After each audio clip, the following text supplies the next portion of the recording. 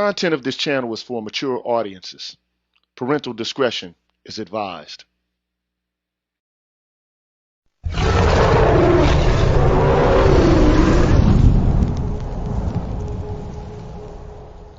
You're tuned in to the Green Gorilla channel. Please make sure to like the video, subscribe to the channel, and hit the bell notification button. And please, feel free to share the video. Thank you.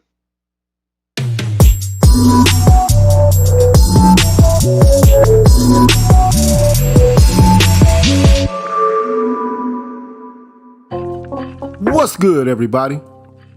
I'm the G with a PhD, man. You're tuned in to the Green Gorilla channel. It's the place where black men can express themselves freely, straight up with no chasers. And to kick things off, man, I want to give a shout out to all my haters, man. Like I always do, man. What's good with y'all? Hope you're having a pleasant afternoon. And you hope, you also have a pleasant evening. Shout out to y'all, man. Shout out to everybody out there in the chat. Shout out to Ralph, Cameron87. I don't know who you're going to get right this moment, Cameron. Can't tell you. Call for President, Third Ward, Columbia. Shout out to Brotherly Love, man, for already hitting me off with a super chat. Thank you, sir. Appreciate that. Appreciate your kind support. Shout out to Tampa Supreme, Kwaku Asasi, and Brotherly Love 215 again, man. I'm just going down the list. But at any rate, man, if you haven't done so, man, already, and I know you have because, you got character and integrity, man. Make sure you hit the like button, subscribe to the channel, and hit the bell notification button, man, so you can stay on top of when I'm coming on this YouTube joint. Also, man, before I get things started, I want to give a shout out to all the members of the Green Gorilla channel on YouTube and Patreon. So let's take care of that process right now and get that out of the way so we can get to the business of what we came here to do this evening. Shout out to Kisses From Afar, Raiz Muajid, 77 Base X, True King 337, Life of Commerce, Brian McMurray, Apex Prowler, K-Ron S, The Average Black Man, and Anthony Davis. Big up to y'all. Big up to BGS Ibmore, Raphael Brown, Professor Carlton Jones, Lionel Jean-Louise, Artisan MC, Damon Brown, Donnell 360, Herbert Lewis, Seven Coast Doe, Rogish the Millmonger, and Pulpit 28. Big up to y'all. Big up to Michael Ross, Charles Rogers, Papa Didas, Travis King, Adam Williams, B. Hillfire, Rick Ross, Sandra Jean 955, Brotherly Love 215, Charles Gilmore, and Patricia Colley. Big up to y'all. Big up to 7Q Pick, Kwaku Asasi, Gregory Oliver, Greg, Barry Little, Alan Wiley, Mr. Valentino, Jason Hales, Black Men Being Brutally Honest, Omni Americana, Cameron87, and Deshaun Nolly. Big up. Big up to Brian Peaks, Nelso, Kareem Not Karen, Doc LaRock, Jay Charles, Mark Holt, Lee Ways, Jeffrey Speed, The Face, Mark Swift, Show Me, and Odd Collett. Big up. Big up to Donald Watts, Cozy Corner, HipHop.CATV, Coach DC, Kashif Caldwell, I Am Black Man, Nichita, Mr. Blue Collar, Barnolis, Kyle J. Sura, and I'm Just Jules. Big up. Big up to TD Hip Hop Media, Drew Main, Mr. Heat, Sir Anthony, MLR, Universal 178, Black Swerve 404, Rashid Barnes, Aaron Smith, and DH. Big up. Big up to C-Truth the Revelator, Gold Professor, Arthur Unknown, Dr. Tiasan Johnson, Kalon Jakala, Ricky Dawson, Cedric Bowman, True 7360, BK Born Shaheed, James Washington, and Hostile Adeb. Big up. Also, big up to W. Pierre 1, Marvin Battle Jr., and I cannot forget my brother in heaven, Forrest Windu. Big up. And on the Patreon side, I want to give a shout out to Kevin Marchbank Owens, William Joyner, Javon Thompson, Tyrone Hampton, Jules Winfield, Romello Scuggs, Darnell Smith, Excalibur, Jason Warren, Soul Pen, Anu219, Pursuer Prisoner Taz, Kwaku 217, Dragon 59, Supreme Ipmore, Adrian Hicks, Jay Bailey, Mr. Michi, Momal, and Asangwa. Big up to y'all, man. Y'all deserve a round of applause, man.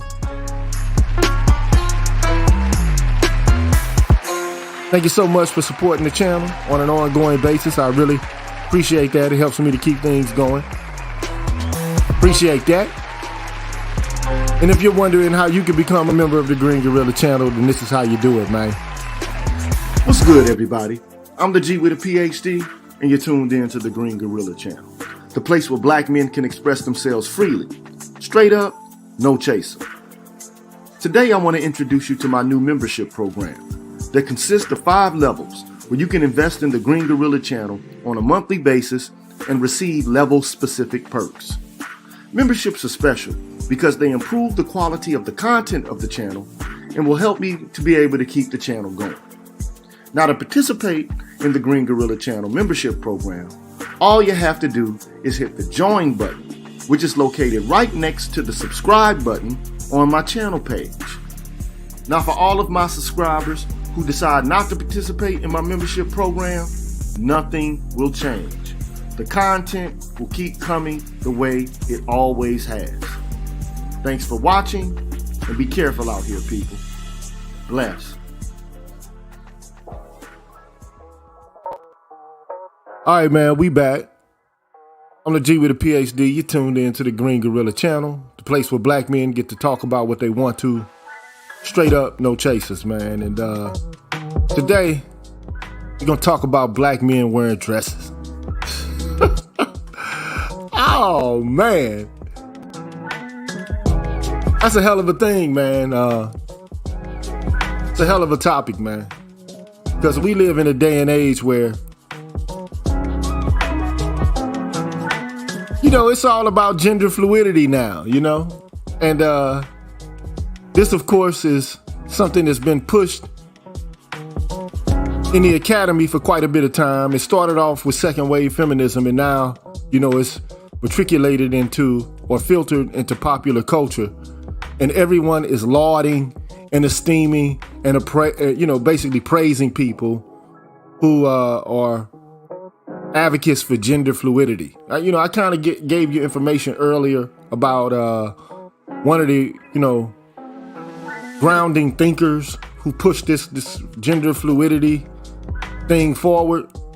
Her name was Judith Butler. She wrote a book called Undoing Gender. If you haven't read that book, man, you might want to go check that book out. You know, basically the whole point is to get rid of gender in general. There is no gender. That's, you know, that's the goal, you know.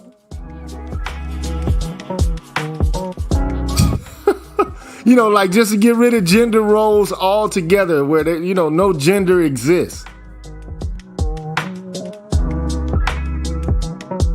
Now, how you're going to accomplish this, I'm not quite sure. I mean, you know, it's kind of laughable when you think about it. And, you know, I'll tell you some of the reasons why in a minute. But, you know, I know I'm late to this party because, you know, Russell Westbrook basically wore this, you know, this dress for Fashion Week in New York.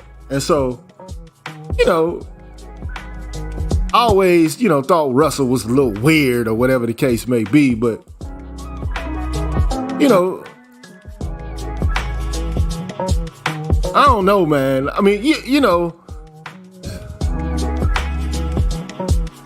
it's strange as hell to me, man, to see a man wearing a dress, yo. Hold on, let me stop this music, man. Yo, it's strange to me, man. Even in the comedic context, it's strange to me. I told you, man, back a long time ago, when I was, you know, younger, and Living Color was on television, man. And, you know, anytime the skit between David Allen Greer and Damon Wayans would come on, I mean, my mother would be busting her gut laughing at men dressed like women. I mean, she would be laughing hysterically.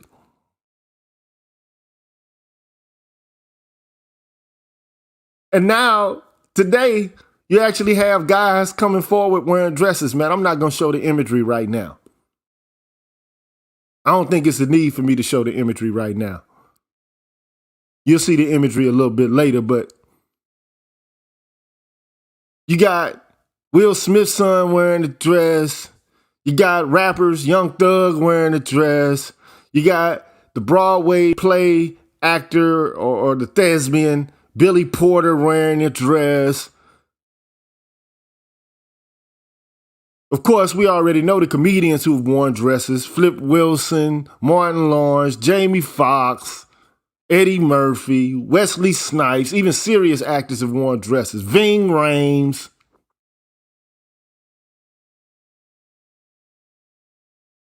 And my issue is this, man. It ain't so much the dress as much as what it symbolizes in reality. Now, you can make fun of it. One could argue, comedy is the place where you get to do anything. If there's any place, any art form in which anything goes, is comedy. And I get it to some extent, like, just trying to get a laugh. But at the same time, man, you got to understand, man. Black men have been emasculated in these United States for quite a bit of time, man. When we were slaves in this country, they made black male and female slaves dress exactly alike, so as not to specify any specific gender role, because we had no genders. And the argument that they made was that gender is something that only applies to human beings. And us being their slaves, well, of course, we weren't human beings. So there are no black men. You got black slaves. There are no black women during slavery. You just have creatures who are here to serve us. We have clearly defined gender roles, and this makes us civilized. Whereas this other group, they don't have those clearly defined social roles. And so therefore, this is a way to indicate their cultural backwardness and the appropriateness of their bondage. You don't hear me though.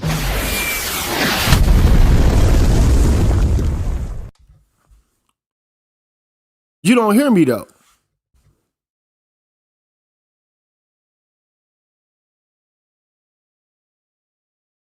So now it's all good though.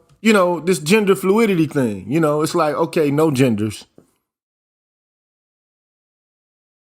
No sexes, really, no clearly defined roles. Everybody should just be free to be whatever and to do whatever. But when the rubber hits the road, when the ish hits the fan, you're going to be required to fulfill a narrowly defined gender role. Trust and believe that.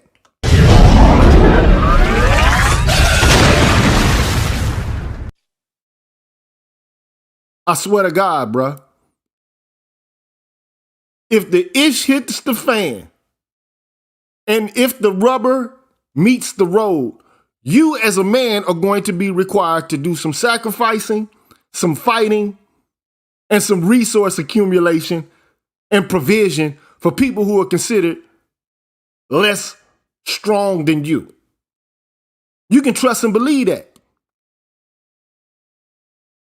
And you will be called out for being less than a man for not being able to do so. So this is my issue with this. Like at the end of the day, the biggest problem I have with all this gender fluidity stuff is it ain't really gender fluid in this culture. It's not. It ain't never been, and I don't perceive it as ever going that way. I see a lot of capping about it. You think women gonna give up their power in relation to motherhood and hand it over? They don't even want to share custody at the current moment. Especially in the black community, I'm just keeping it a buck. Talk about gender fluidity. Only gender fluidity to the extent to which it benefits people who perceive themselves as oppressed. That's the only issue. That's it. Anything else, we can keep those gender roles. I don't hear them fighting for equality along the lines of retributive justice. I told you that before. I don't see that. What I do see is a lot of people wanting to get some goodies, gimmies, and some grab-ems. That's what I see. I'm just being frank about it. Being open, candid, and honest about it. You think women want to go to war? I mean, I know some women serve in the military, but, they usually play supporting roles. They're not out there in the front getting it in like a grunt. And, war has kind of changed technologically over the past 30, 40 years. And so maybe perhaps, war is not as nasty as it used to be. But I mean, come on. You don't know when anything can jump off. And I guarantee you, they're not going to be the ones stepping forward asking that they be able to defend hearth and home, God and country. I guarantee it, bruh.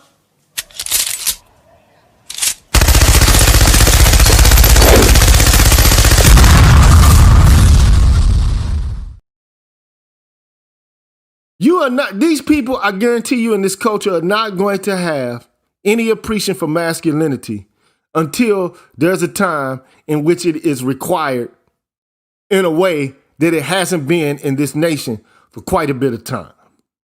I swear to God. I swear on that, man. The funny thing is, as a way to punish black men during slavery, they would often castrate us, man. Lynch and then castrate. And then pass the genitals around.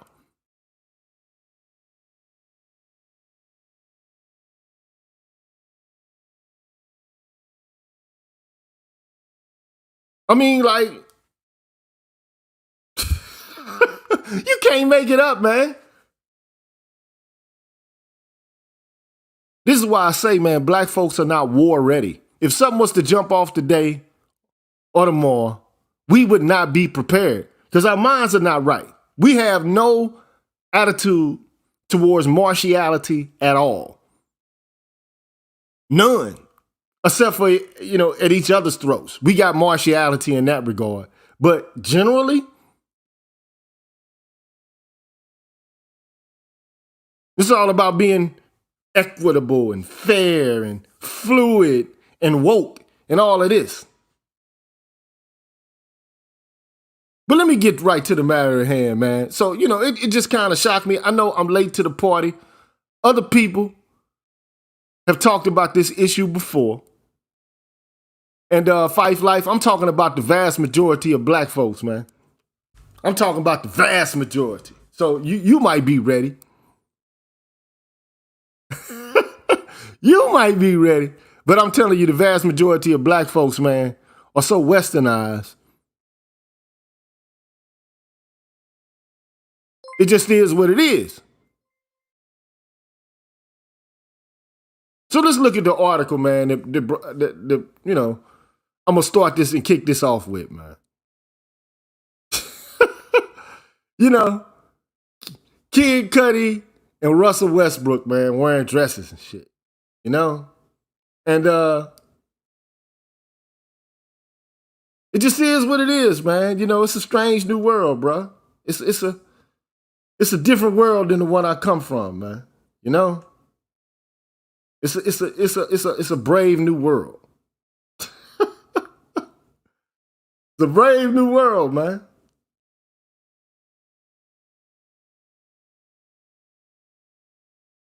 And the opinions you're going to see are going to be opinions which basically justify this and give apologies for it. Okay? You're not going to see a lot of people coming out saying black men shouldn't wear dresses. You're going to see most, in the popular media today, they're going to give applause to this. So anyway, Russell Westbrook and Kid Cudi rocking skirts for New York Fashion Week. new trend emerging. And you see the images. You see the images, man. And the article goes on to say, Kid Cudi is back to wearing dress-like garments, but a new fella has emerged as something similar. An NBA player who's kind of considered a man's man, which is a huge statement. Russell Westbrook posted photos this weekend of himself in the Big Apple for New York Fashion Week, and he was wearing none other than a skirt, or a kilt, perhaps, underneath a cardigan sweater. He also has some black boots to offset the cream color scheme, not to mention blue hair. So there's the image of Russell Westbrook in the skirt. Looked like a skirt to me, man. I'm not calling it a kilt. I know, Puffy Combs did this, Eminem did this. There have been several people who've come out and done this.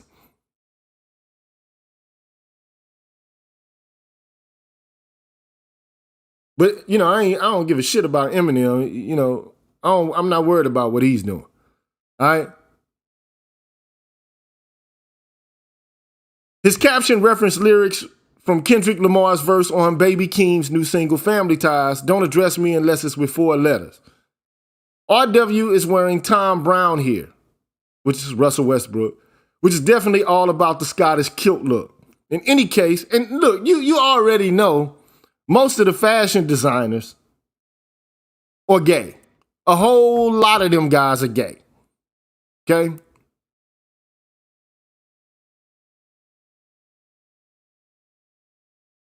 And the question is, as a heterosexual man, do you want a gay man dressing you, man? Telling you what to wear? That's a straight, honest question, man. As a straight man, do you want a gay man helping you get your wardrobe together?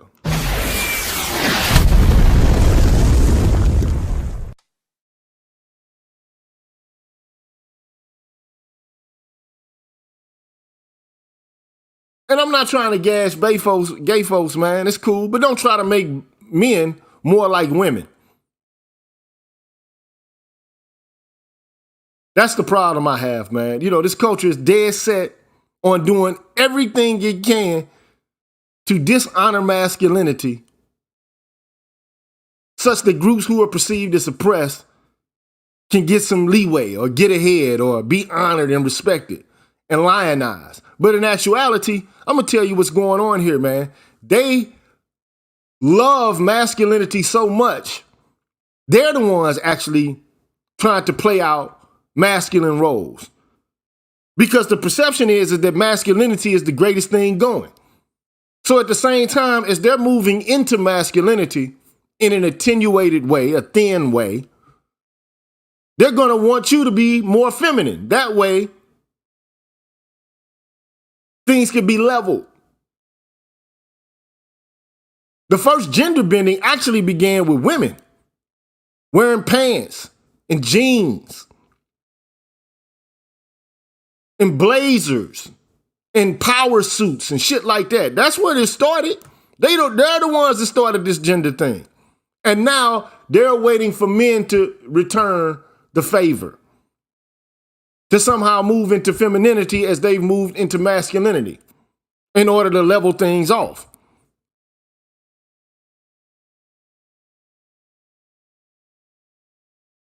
In any case, the article goes on to say, Cudi wore something similar himself for the fashion event of the week, rocking what appeared to be way more of a traditional skirt under a Nirvana long-sleeve t-shirt.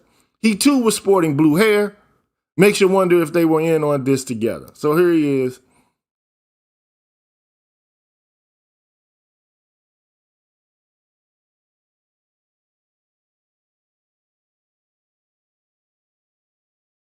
Man. What, man? So yeah, there they go. Like, we cancel that.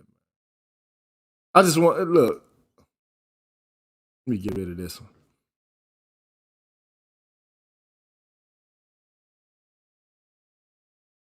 No shame for either of these dudes.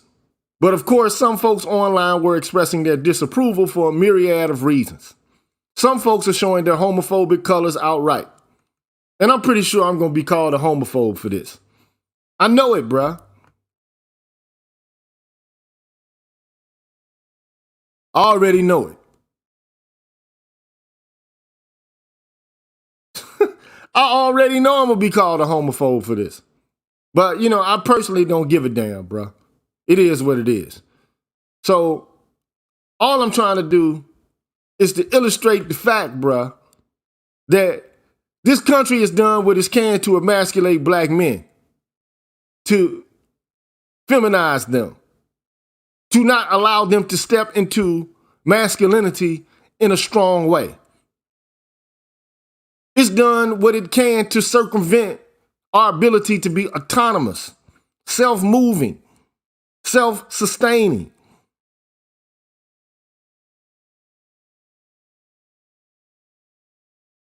So now there's no shame for these dudes, which to me, this is not heroic, bruh. Putting on a dress is not something that's heroic to me, especially today.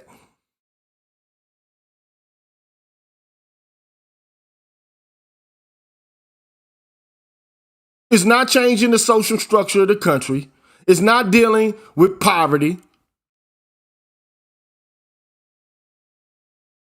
It's not making sure that, various persons are actually going to be able to move into freedom in a substantive way. I just don't see this, man. All this gender shit is not actually pushing us forward to where there will be a better distribution of the resources that exist within the landscape of this nation or in this society in general. I just don't see what this is all about. Like, this is actually like forward thinking.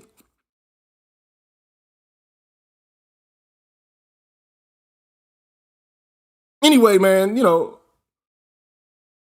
some folks are showing the homophobic colors outright. Others are invoking conspiracy theories. It ain't no conspiracy, man, that black men have been emasculated.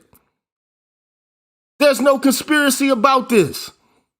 Anytime you got a group of people willing to cut off your gonads and pass them around, that is emasculation. That's a clear message being sent. That's a clear message, man.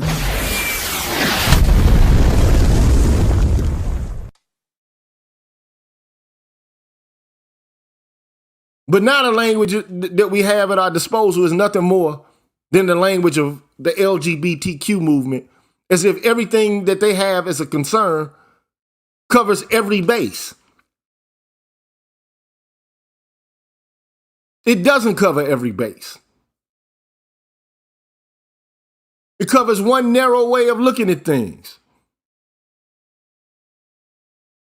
But then it says, and then there are those who absolutely love this. So you got a mixed bag of reactions. And so the reason this guy was wearing this dress, allegedly, is to honor Kurt Cobain. Because Kurt Cobain did something similar one day during a performance. So then, the article goes on to say Kurt Cobain's been in a full-blown dress before, wearing one on Saturday Night Live earlier this year to honor, KC, that's Kid Cudi. They both got the same acronym for a name, so I'm sorry I butchered that. But you get what I'm saying. So he's been in a full-blown dress before. So this is his thing now. Kid Cudi's thing is wearing dresses.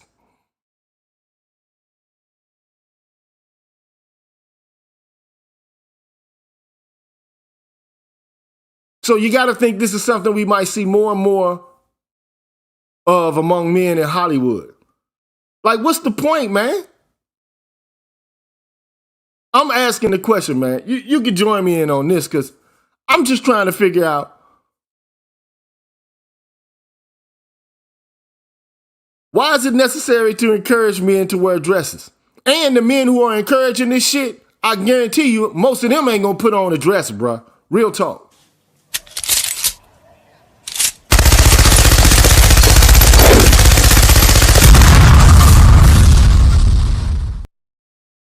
Black women, you want your son wearing a dress?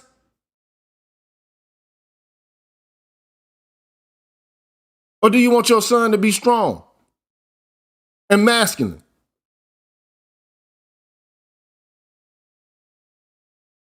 And what does it mean? I'm just asking the question. What is this supposed to signify? But, you know, you got white women, man. I got an article of a white lady. Really, actually a college student, which is telling you where all of this is going, man. I'm telling you where it's going.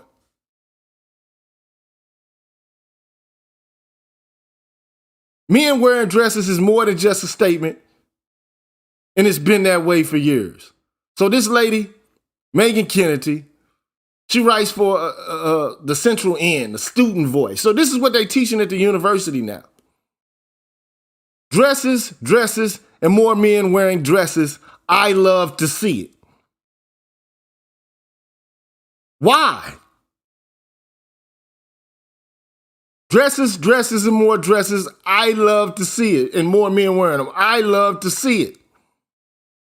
You're not going to love to see men wearing dresses if a cataclysm pops off and you need men to step up and to do some vital and important work. You're not going to ask for men to be wearing dresses if the coast get encroached by foreign invaders. You're not going to want to see men wearing dresses then.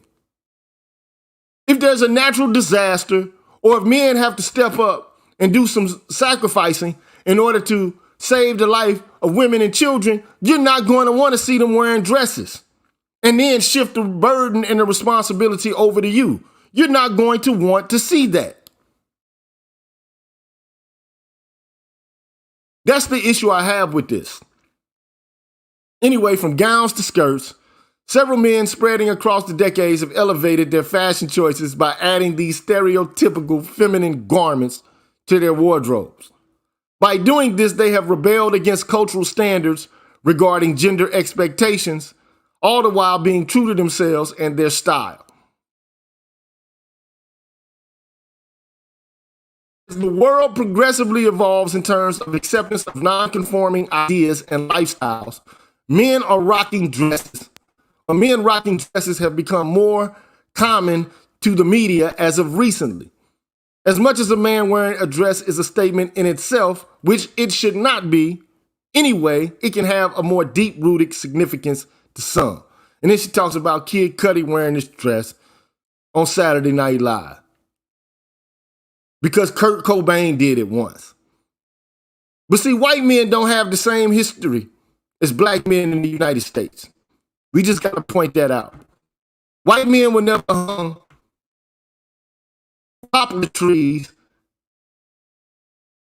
had their testicles cut off and spread and passed around where other people can consume them. White men weren't subjected to slavery like this and humiliation. As children, they were groomed into actually being men, not gender neutral.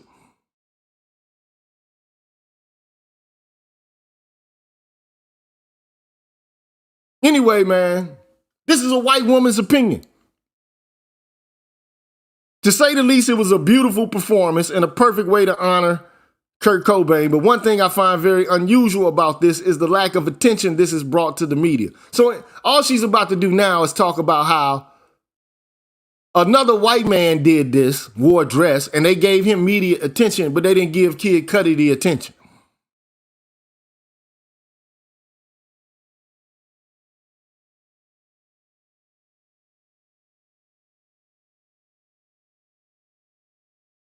She talking about Harry Styles. Late in the 2020, Harry Styles was planning on the cover of Vogue, and he wore some blue and black frilly layers, or whatever the case may be. So he got attention, and Kid Cudi didn't. And then she goes into this whole intersectional spiel about how, you know, black people don't get attention that white people do, and that's somehow an injustice. So this is the kind of stuff that's actually being taught at the university now. I'm not going to, look at this whole article, but she does take time to talk about Billy Porter, whom I think you all know. right? The black thespian, dark dude, you know, who wore like a tux dress.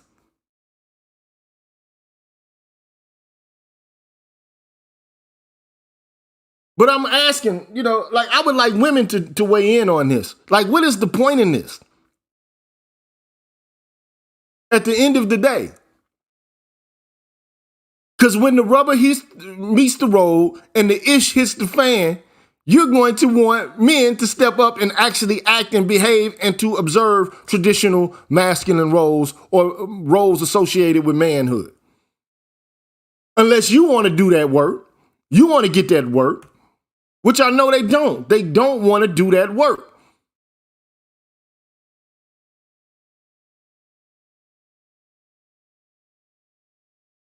They don't want to get out there with a knife and a gun and get it in.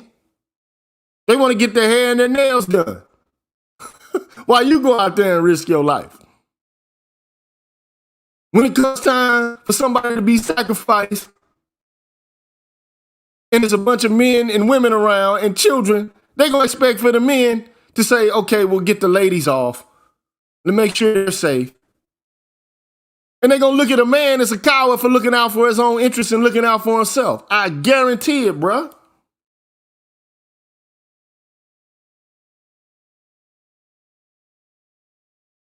I guarantee it.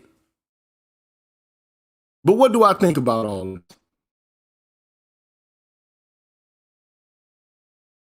This black gay man, or it might be a white gay man. I don't know. Let me see if this is a white guy. More than likely, he's a black gay guy. So this is Billy Porter, man.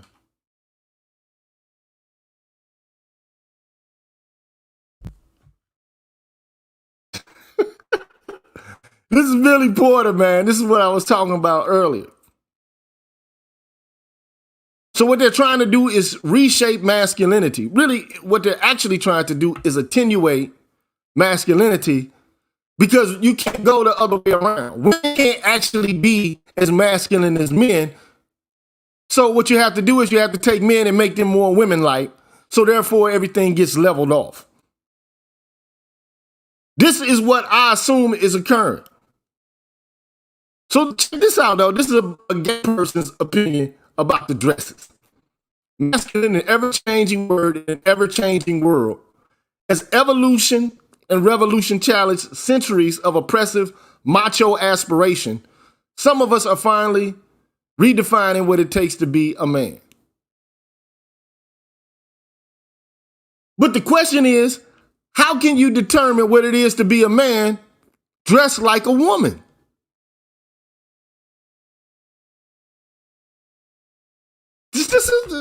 It's an honest.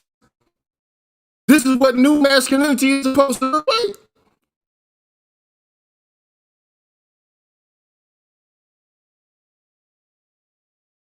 Laying down and rolling over.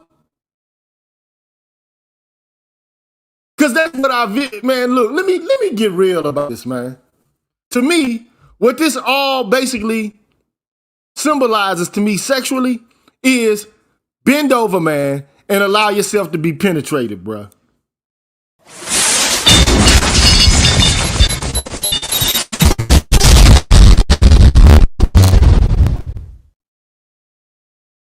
This is what this symbolizes to me.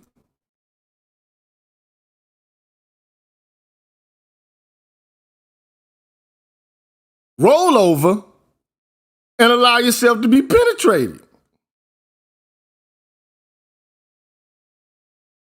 That's what this symbolizes to me, man. Lift up your skirt and bend over, man.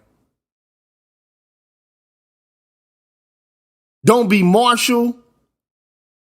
Don't seek to be at the top of the hierarchy amongst human beings. Just lay down, pull your skirt to the side, lift up, and allow yourself to be penetrated.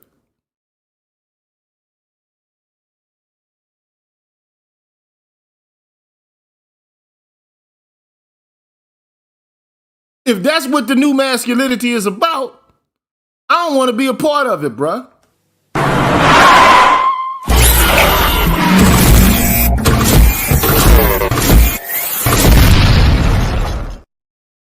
I don't want to be a part of that.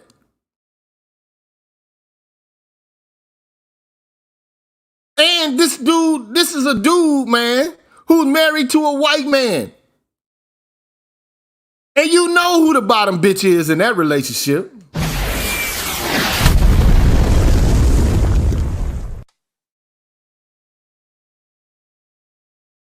We know who the bottom is in this relationship. If you're on the red carpet wearing dresses, you the one bending over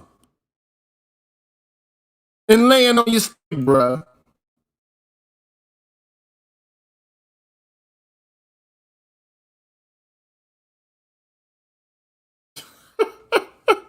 Who wears the pants in this relationship is an increasingly antiquated chest-thumping relic from a bygone era of red-blooded heterosexual manhood. And antiquated. Now look, this is the issue, man. These are the same dudes who like to have sex with masculine men, man.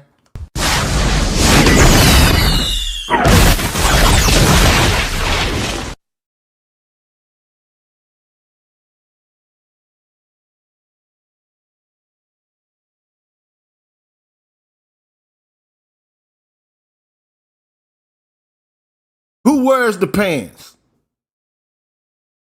It's been perfectly acceptable for women to wear trousers for decades. I told you.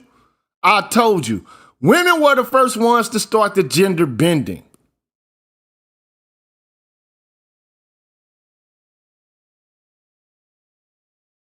Shout out to Javon, man, for the cash out. And I want to thank some more people, man, for hitting me up on the Cash App. ML Law hit me on the Cash App the other day. And a few other people, man. You know, shout out to them, man, for hitting the Cash App up.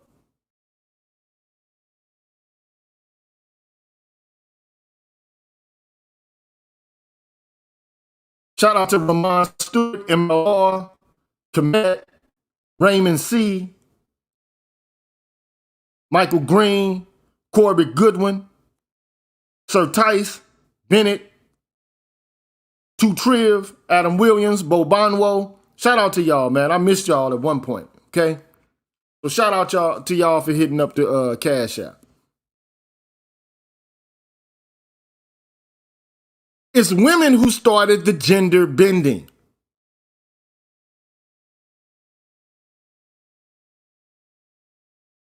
Now, they want men to gender bend.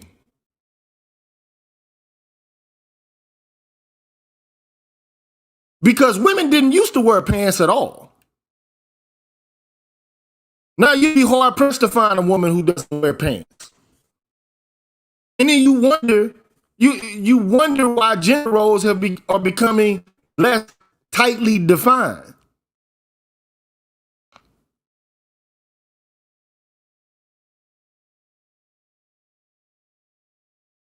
Shout out to Michael Ross for the super chat. Appreciate that, bro.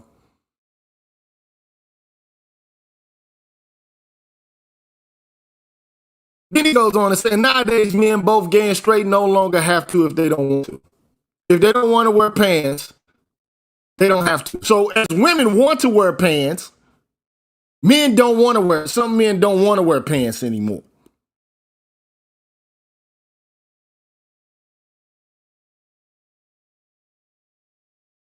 They want to be women. They don't want, to be shot callers and decision makers. They don't want to be sacrificers and providers. They want to roll over and lift up the skirt and let somebody have access.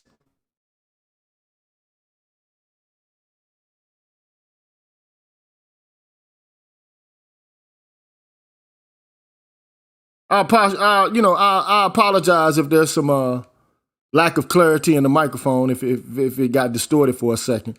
Again, man, every now and then I get buffering issues with my internet, which I got an Ethernet, high-speed service But anyway, I'm just asking the question. I would like women to actually step up and to answer questions like, what is this about, man? You want us to become more like y'all?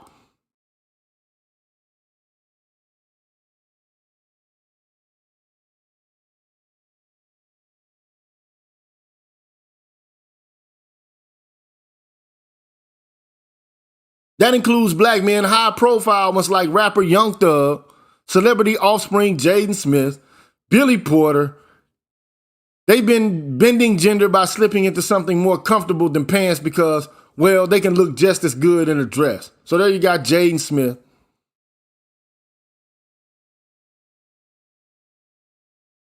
Reactions have been mixed. Last year, Young Thug earned the ridicule of Nicki Minaj in her song Black Barbie. And when Porter wore a black tuxedo gown to the 2019 Academy Awards in February, social media applause and gasped at the same time. The gasps weren't just about the LGBTQ-ness of it all. Some took offense to a black man, especially an openly gay one, daring to do such a conventionally unmasculine thing on an iconic and very public red carpet. Some of the loudest racial carping didn't come from the usual suspect, but from blacks who should know better by now. So Jada Pinkett Smith praised, now this is a man who basically screwed a fucking youngster, her son's friend, fucked her son's friend, and he using her as a reference to like approval or something like that. Come on, man. And this guy's married to a white dude.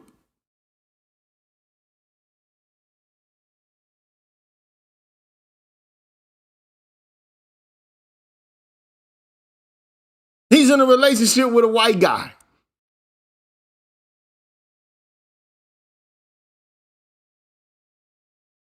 Smith's heart was in the right place, but she was missing the point too.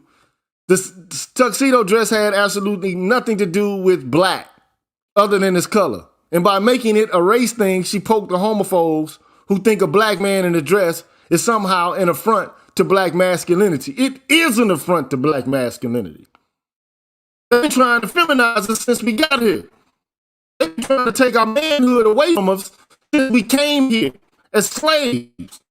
They did it intentionally. They did it in an effort to prevent us from resisting.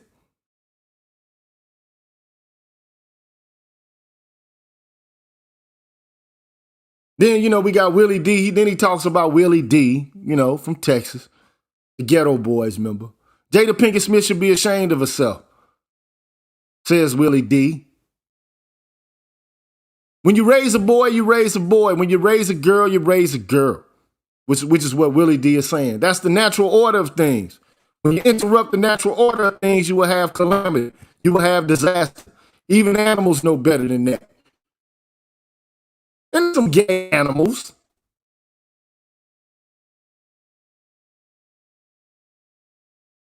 Like the bonobos.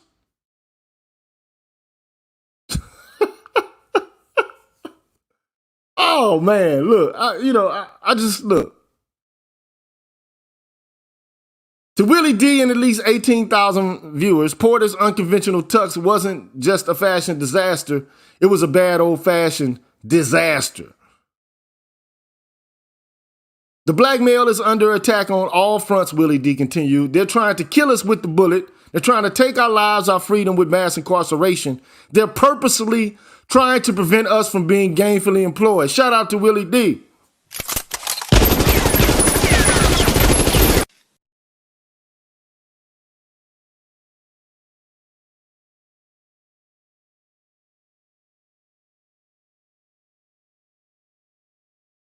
The latest big bad threat in a racist world, according to Willie D, black men in dresses and the black women who support them. So the question, though, is why are women supporting men wearing dresses? Do you want to have a man in your household who you're married to in a relationship with that's wearing dresses and shit?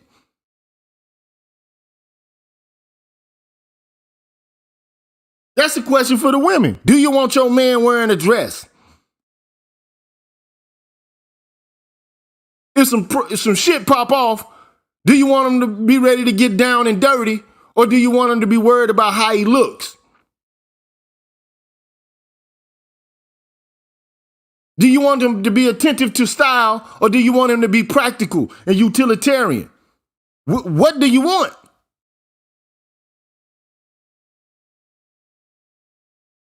This is a question for women for real. Do you want your man to be wearing a dress?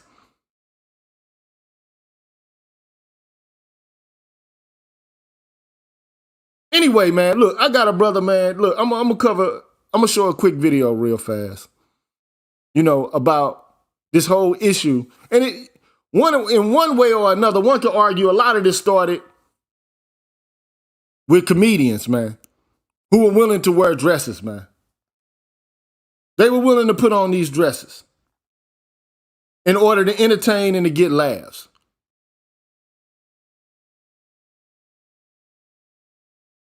I'm tired of reading.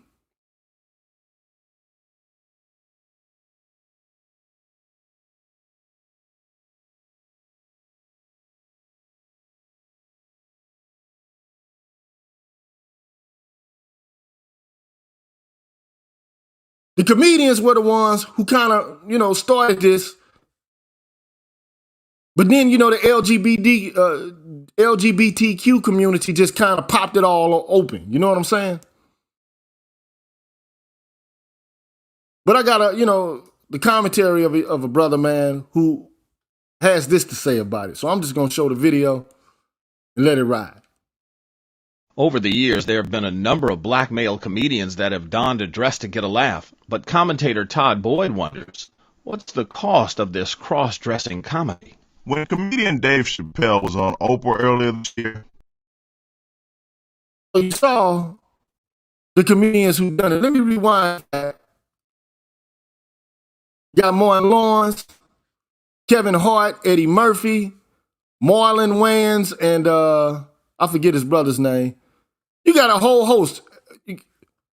Wesley Snipes and Tyler Perry.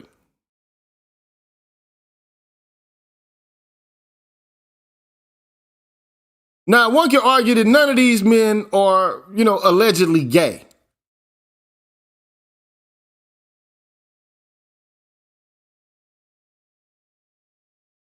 That's the argument, that's the assumption. But let me show the video, because the sentiment, it pretty much sums up my opinion about it. For black male comedians that have donned a dress to get a laugh, but commentator Todd Boyd wonders, what's the cost of this cross-dressing comedy? When comedian Dave Chappelle was on Oprah earlier this year, he questioned why so many successful black male entertainers find themselves performing in a dress at some point in their career. The hardest thing to do is to be true to yourself, especially when everybody's watching. Yes. Show business has to do with compromise and wearing the mask. When they say black folks, we wear that mask. You walk in that boardroom, it's not you don't walk in the boardroom like, what's popping, baby? You gotta put that mask on, and it's like we're bilingual. We speak job interview and we speak around each other. You know what I'm saying? Did you feel like a sellout? I felt like they got me in touch with my inner coon. They stirred them up. Really? When we was doing that sketch and that guy laughed, I felt like, man, I felt like they got me. They got me. I mean, I'm a conspiracy theorist to a degree. Like when I connect dots that maybe shouldn't be connected, I don't know. But certain dots, like when I see that they put every black man in the movies in a dress at some point in their career, I'll be connecting them down like, why all these brothers gotta wear a dress? This happened to me. I'm doing a movie with Martin. Yeah. The movie's going good. So I walk in the trailer. I'm like, man, this must be the wrong trailer because there's a dress in here. They come in. The writer comes in. I think he's the writer. He's like, Dave, listen, we got this hilarious scene where Martin's sneaking out of jail. So he disguises you as a prostitute. He put this dress on, and what? The prostitute? No, I'm not doing that. I don't feel comfortable with that. So I can see it buffering for a quick second. I'm going to wait for it to stop buffering, and I'm going to start showing it again. I'm going to rewind it just a little bit back so you can catch it. Hold on. The writer comes in. I think he's the writer. He's like, hey, listen, we got this hilarious scene where Martin's sneaking out of jail. So he disguises you as a prostitute. And he put this dress on. And, what? A prostitute? No, I'm not doing that. I don't feel comfortable with that. That should have been in the discussion. What? You don't feel comfortable with it? I mean, it's a hilarious bit. All the greats have done it. So, well, if all the greats have done it, it's kind of hacky, right? You're right. So why don't we just not do it? Because I don't feel comfortable wearing a dress. Oh, come on, Dave. Listen, we got it all set up. We're supposed to shoot. Every minute you waste costs this much money. You know, the pressure comes in. He said, I'm not wearing no dress, man. I'm in a dress. Just give me something funny to say. I ain't wearing no dress to be funny. Am I Milton Berle? Blah, blah, blah, blah. You know, going, and he's like, So at this point, you know, this guy's like, I don't want to do this. And they're pressuring him to put on a dress. He's like, okay, I'm not comfortable with it. I'm not cool with it. Now, just to be, you know, up front, Dave Chappelle has put on a dress before. All right? He did some movie with some white guys. He's put on a dress before.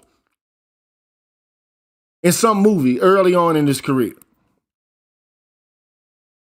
But then the question is, you know, like, how far will you allow these people to push you to do something that you're not really actually willing to do for money?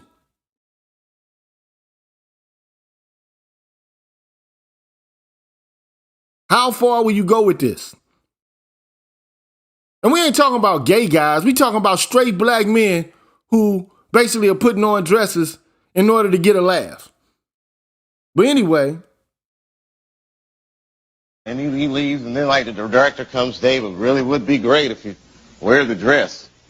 What is wrong? What is this, Brokeback Mountain in here? So then,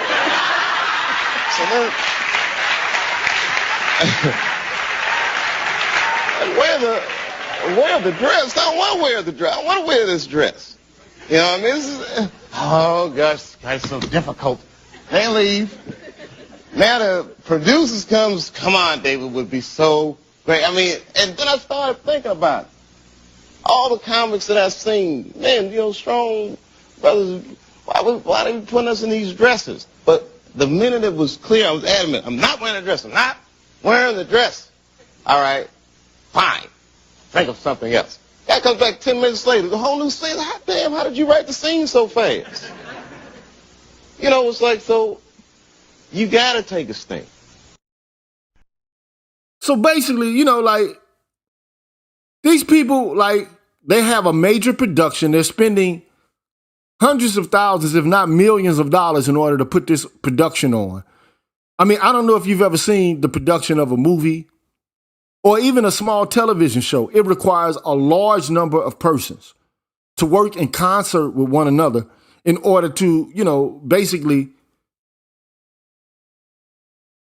accomplish the task. You got cameramen, you got sound men, you got, you know, wardrobe personnel, you got dolly grips, people with cameras, people with, you know, it's a whole horse, a consortium of people, dozens of people who have to come together and to get this thing off the ground. And while that's being done, and a lot of money is on the line, and a lot of people being paid, they come and they pressure you to do some shit that you find morally compromising. And then the question is whether or not you'll actually do it. The question is whether you'll do it.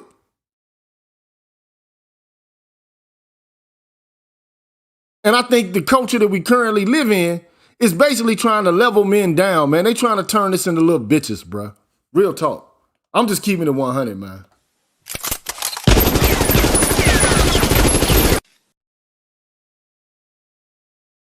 They trying to turn us into little bitches and shit. So we'll lay over. We'll roll over.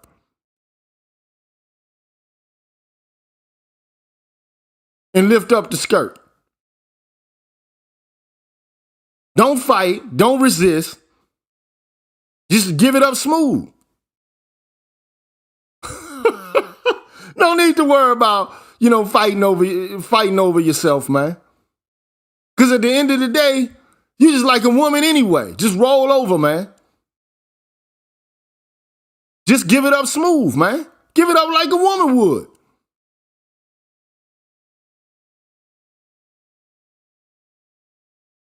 Martin Lawrence, for instance, is well known for his starring role in the Big Mama's House franchise.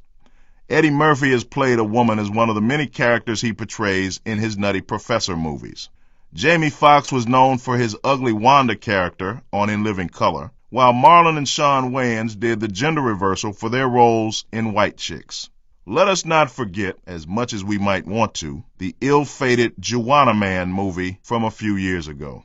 Perhaps the most successful cross-dresser of the moment is none other than Tyler Perry, the right-wing evangelical force behind the Madea franchise. Though Perry has long been successful on the Chitlin circuit of gospel plays, he has also translated this success to movies now, bringing his modern-day coon show to a big screen near you. Uh-oh! A coon show.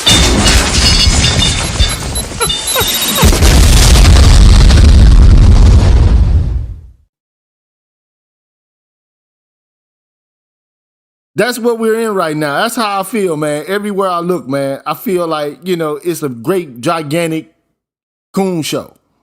Everywhere I turn, everywhere I look, all I see is coonery. Everywhere. In one form or fashion or another.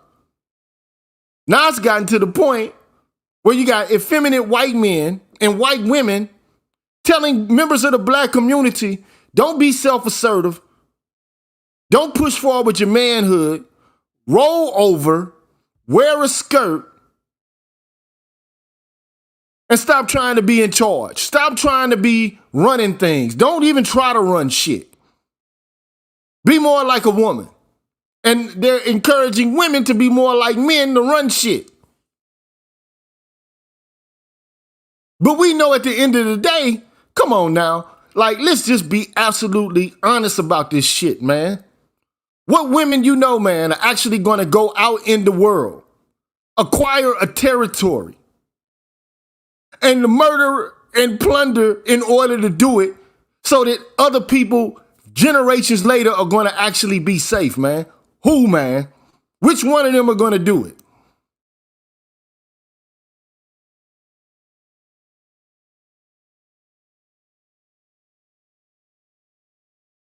But then I guess the question is, well, we shouldn't be doing war. We shouldn't fight war. Or, man, we talking about actual real conditions on the ground, man. The world is a nasty place, man.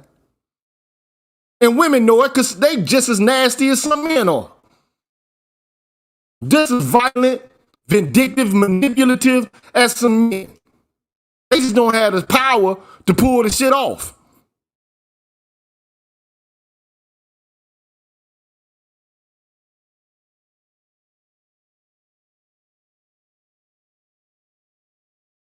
I know this is going to get me shadow banned if I ain't been shadow banned before.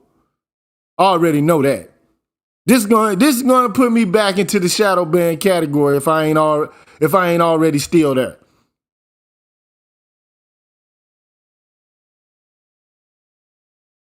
But this is an old commentary. This is from 2006. Look at where we are now, bruh. It ain't just Men in Color. It ain't just Tyler Perry. Street up dudes, man, coming out wearing dresses, man.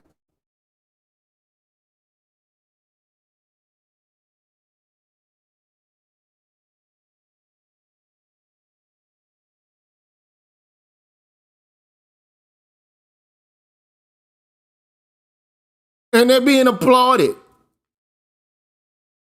Let me clap my hands for this.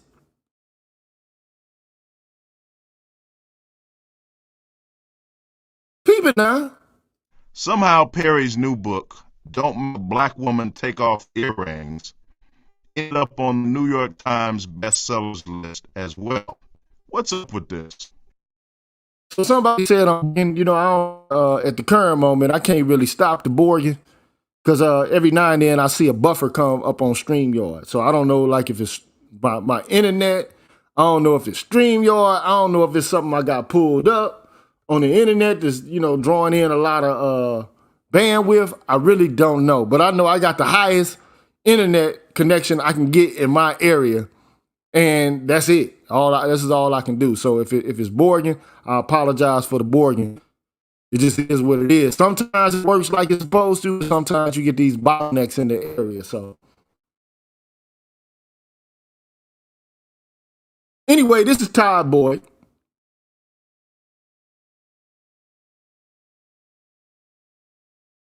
This is what he looks like. Looks like a traditional masculine man. Why do these performers emasculate themselves, and why are audiences so eager to see the black man humiliated in this manner? Perhaps by feminizing the image of black masculinity, some people are made to feel less threatened and more comfortable. Perhaps the cross-dressing black man is a way to neutralize the image of empowered black men that hip-hop culture provides on a regular basis. At that time, they would call black music race music when I sung rock and roll. I was on RCA Victor before Elvis Presley, but they wouldn't put me on RCA. They put me on Camden. So when I would wear makeup, they would let me sing for white girls. When I put on eyelashes and all that, they would let me sing. But when I went as a just straight dude, they wouldn't let me sing. They thought I wanted the girls. So if I came out a straight guy, they wouldn't let me sing. But when I came out with all the makeup on and all the eyelashes and all the hair, they said, Richard is a good boy. I know. Hey, man.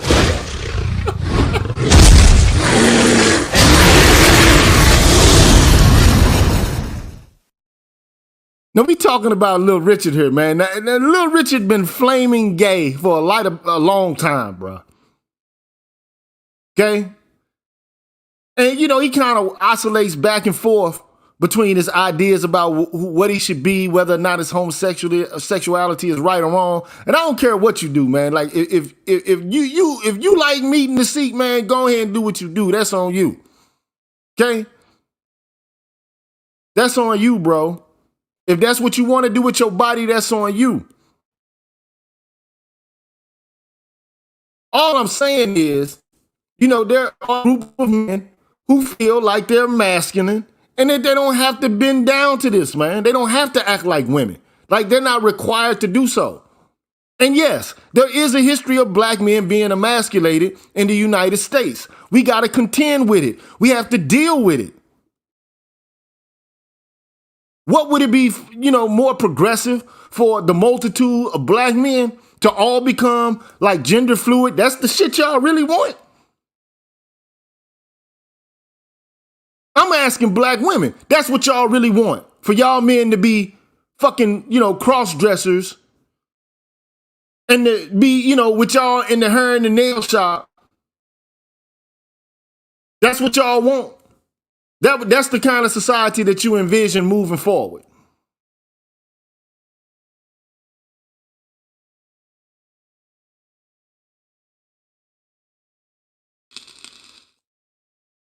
That's what y'all want for real. And here you got Little Richard, man, who flamboyantly gay, man. Straight up flamboyant, bro. Flamboyant. Telling you, when he dressed in drag, which he did for the most part, he dressed in drag, bro. When he did that, oh yeah, we like you.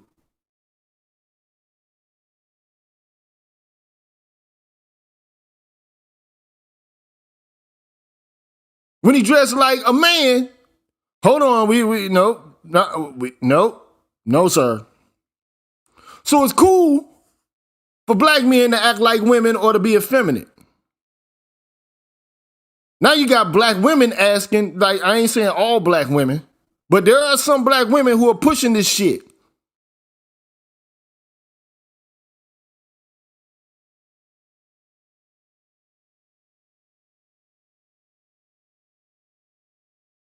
Keep watching, man. Shit crazy. A good man, but I was a good boy. Who is they that you're talking about here?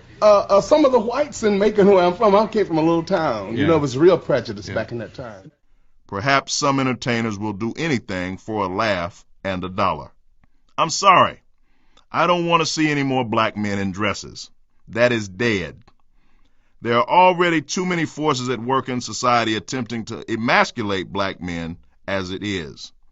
We don't need to do anything to aid these forces. For many years, Hollywood led the way in promoting a series of stereotypes that unfortunately came to define the image of black people in the minds of many. During this time, some argued that black performers had so few opportunities for work and entertainment that it was a matter of doing the stereotypical role or not eating. Whatever you think about that argument, that time has long passed. Though the entertainment industry is far from being a racial utopia now, performers do have a choice. What is so frustrating about all of these contemporary figures that I've mentioned is that they all seem to willingly don the dress themselves. This all reminds me of an example made by Carter G. Woodson in his seminal book, The Miseducation of the Negro. Woodson described a situation where someone is repeatedly sent to the back door so often that eventually they don't even need to be told where to go. They go to the back door on their own. Woodson suggested that if by chance the individual in question were to go to their normal spot and find that the back door is not there anymore, that they were already so conditioned that they would cut out a back door for their own use. Whenever I see a black man in a dress on screen, I am reminded of the fact that these modern entertainers are so conditioned that their stereotypical behavior is now their own choice. While I support their right to choose, I do indeed detest their choices. Take off the dress, brother, and get your mind right. Todd Boyd is a professor of critical studies at the University of Southern California's School of Cinema Television.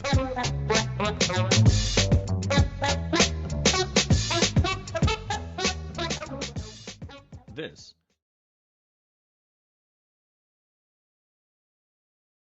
Yeah, man. So, in other words, I pretty much agree with Todd Boyd on this issue, man. Nobody's forcing us to wear these dresses now. We're not slaves anymore. They're not making us gender neutral as children, so we don't actually have the capacity or the ability to fall into gender roles as we become adults. And now, the vestiges of slave culture are being promoted in the context of the black community and even like the wider culture at large.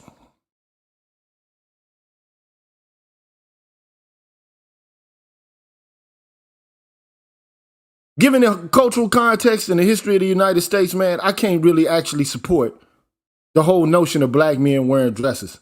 To me, it's just a statement about something that's implicit. It's an implicit statement.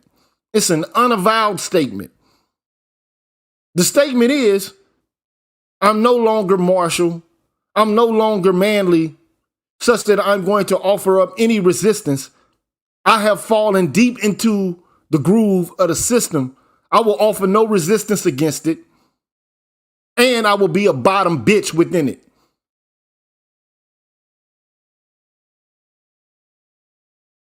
That's what it spells out to me.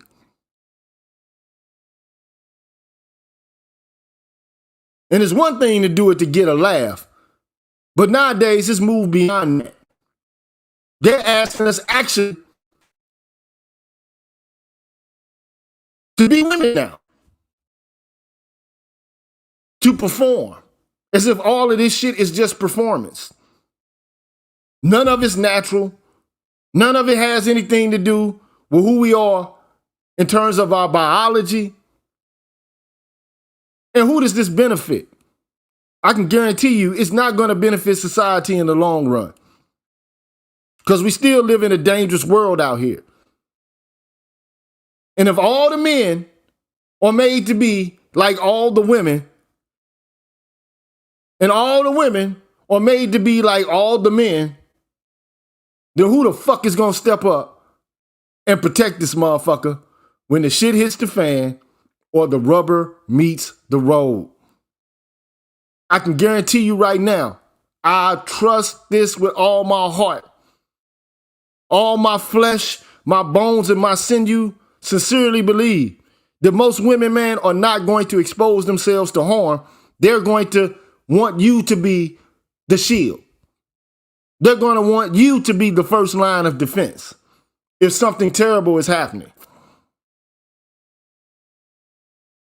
They're going to want you to be self-sacrificial and then to embody and to exhibit and display masculinity.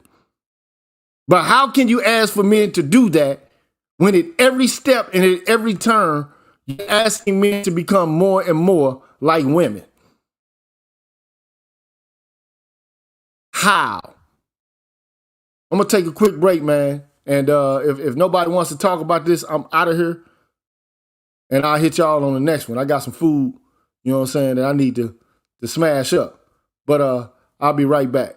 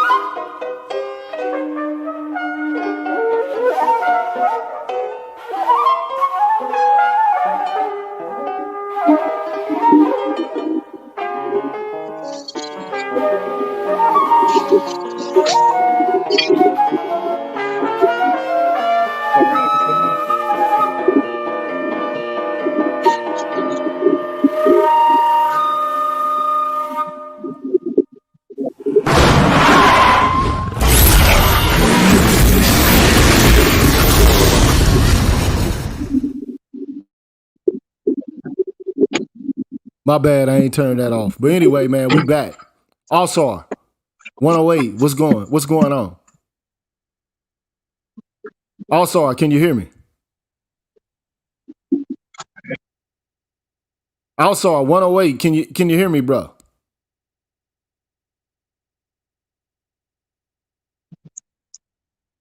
Yeah. Can you hear me? Yeah, what's going on, man? Talk to me. Hello. I can hear you, bro. Yeah, let me turn off the stream in the back real quick. But okay, great. Yeah, I wanted to talk about the what you have going on. Basically, we got these folks trying to really destroy the masculinity, especially what I put in the chat. The we are the warrior class, right?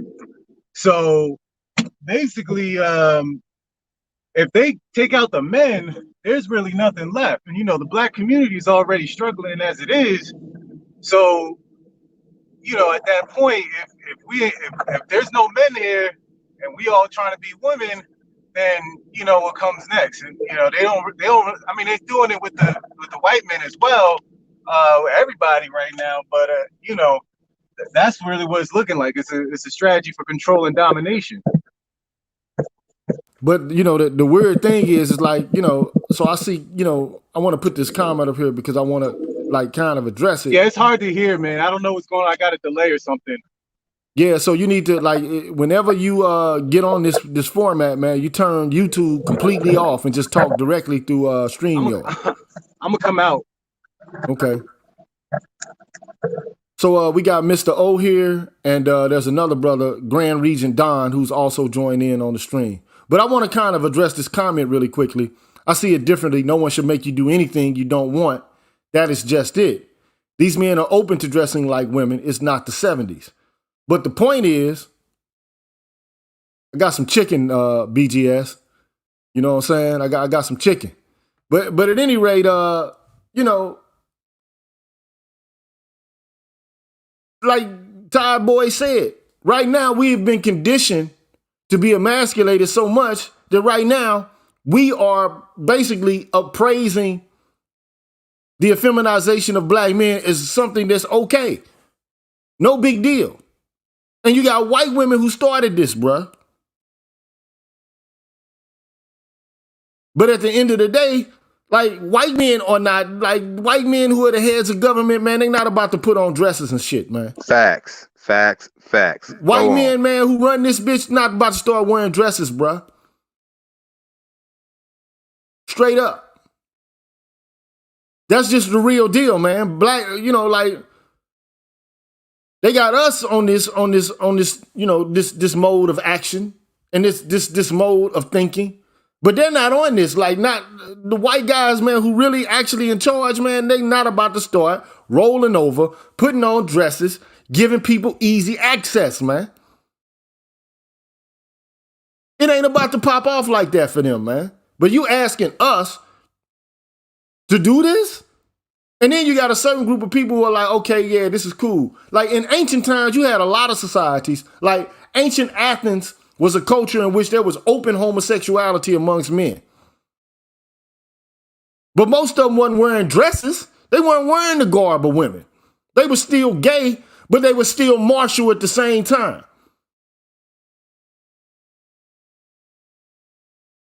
Now, I'm not saying, okay, it's cool, but I'm just saying at least, you know, like just because you're gay doesn't mean you have to be a woman in order to be gay, man. I just don't see the connection. But all this undoing gender, this is like progressive. This is where we need to be going.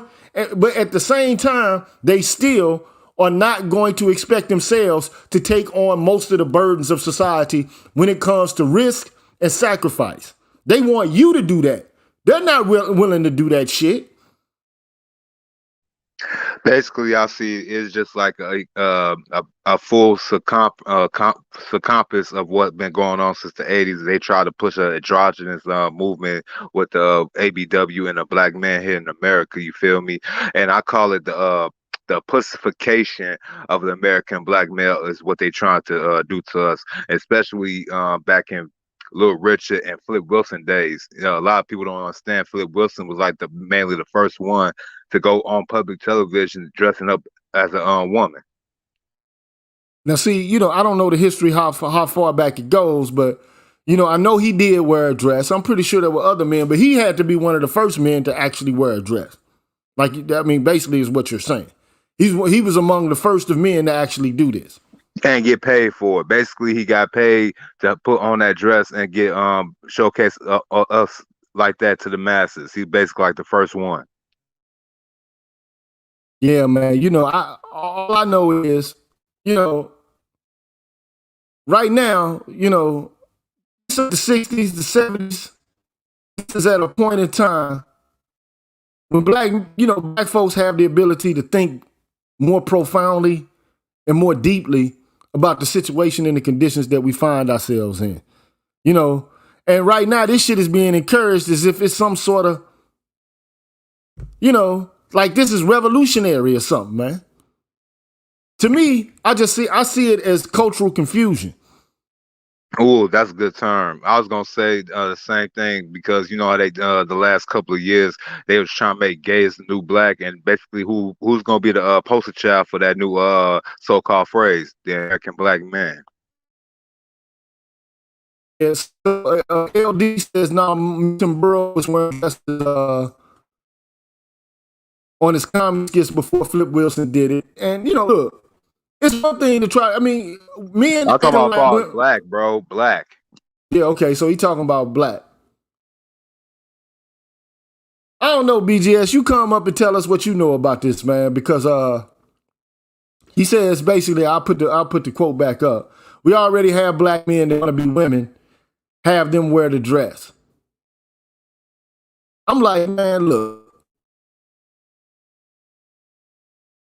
This is all a product of slave culture, man, as far as I'm concerned, man. I'm like, look. This is where we going? This is where you want to rest at. And I know for a fact, I know the vast majority of black women are not to want to get men. Like, if all you want is resources, say you want resources. If all it is that, okay, you don't want to actually be tethered to a man, don't tether yourself to a man. But you don't have to go about this shit getting resources by trying to emasculate men. It's not going, at the end of the day, it's not a strategy that's going to work. It's going to actually unravel society itself. I guarantee you, bruh. Because when you got a group of men who've basically been trained to be effeminate, what happens when they come into contact with some men who have no equivocation, no doubts about what their masculinity is about? You got men worried about wearing dresses and shit. Look at the way when the shit hits the fan, the rubber hits the road, where do we go from there? So if the men are worried about what they look like and the dresses and all of this shit and cosmetics, what's gonna happen when it gets hectic? BG, what's good, man? What's happening? What's up, Dr. GG? Yeah, what's going on, BGS? Hey, what's going on, Miss Joe? The comment I was saying is that you already got this you know, the what do they call them, transgender women, right? Guys that transition and want to wear dresses, okay? And you have people like Billy Porter, right? It's a fairy godmother, okay? They want to wear dresses. Let them wear the dress. Why does it have to be the ball players and the masculine guys wear the dress? Got enough black men wearing dresses. Why do comedians have to wear the dress? Well, I mean, we already know what the answer to the question is. Like, I mean, the answer to look, I'm gonna tell you, this is how this shit goes. Like, I'm being unfiltered right now. Men conquer other men. You know what I mean? They turn them into pussies, bruh. Am I right or wrong about this? You're right. You're right. They're trying to, you know, and basically they're using black men as a Trojan horse. I just said that. Said that. Yeah, they're trying to use black men. That's what they always do. They can't. White men can't get their agenda across because basically the black buck is seen as the most masculine, you know, physically masculine man in the country. So if you can get those kind of guys, get the ball players, the football players, the basketball players, the guys that even the white guys look up and consider, you know, the most masculine men to wear dresses, then it makes it okay for everybody else to do it.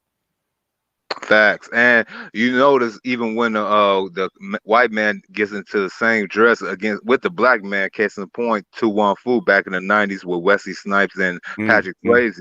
I mean, Patrick Swayze wore a dress and he got paid more than Wesley for wearing the same dress. Go figure. Well, I mean, that's to be expected, man. You know, like white folks, they're gonna save the best meat for themselves. They're gonna get the best select cut. You know what I'm saying? And then, you know, like this is the Western market is a predominantly white market. Okay. So they make media for themselves to spin a narrative that benefits them. Like we are tangential. We exist on the periphery of media. It's not like there's a lot of black movies out there, black television shows, and all this out there. It's not. It's really, you know, predominantly white. And they're pushing this narrative super strong. And I think that there's some, you know, some gravity to what BGS is saying. You know, because black people are seen as the cool and the hip kids, right? Yeah. So if the cool and the hip kids will put on a skirt and bend it over and give it up smooth, why not everybody else? Yeah. Okay. But, you know, like I go back to what Todd Boyd said. And it's, you know, basically, look. This society is doing its best to emasculate us in a variety of different ways. Why participate in the emasculation of ourselves through this imagery? Why do this? Why is this necessary? Why is it necessary for Russell Westbrook to go out there in a dress? At 6'4", yeah. You know, like why is that necessary?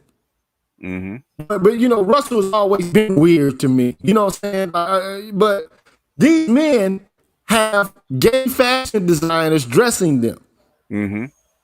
You understand what I'm saying? Like I'm gonna walk to my own closet and put on my own clothes. I don't need another man dressing me. Yeah. Or a woman for that matter. I don't need for you to dress me. Yeah. The last time I was dressed as a boy, when I was little, didn't know how to tie my tie. My mom got me a clip-on tie, but I'm grown now. I know how to tie a tie, a bow tie, everything else. I don't need a woman to pick out my clothes, man. I don't need a stylist. Okay, I'm not knocking people who do that as a profession, but I don't need another man, you know, especially one who's effeminate, telling me what to wear to look attractive or to be functional. So this, you know, but at the end of the day, man, Neely Fullis and Dr. Francis Cress Welsing have been talking about this shit for a long time. They basically say, hey, look, the first thing they're going to do is to get increasingly to make you more effeminate. And the next thing you know, y'all going to be wearing dresses. Yeah. Trying to emasculate you. Well, if you emasculate the black man, you start emasculating the white man. That's next. But right now, black men are emasculating themselves. Now, look, we already know it's gay folks out here, man. Like, you know, there's always been, you know, people. We used to call them transvestites a long time ago. Yeah. Okay. There's always been, you know, people who dressed in drag or whatever the case may be.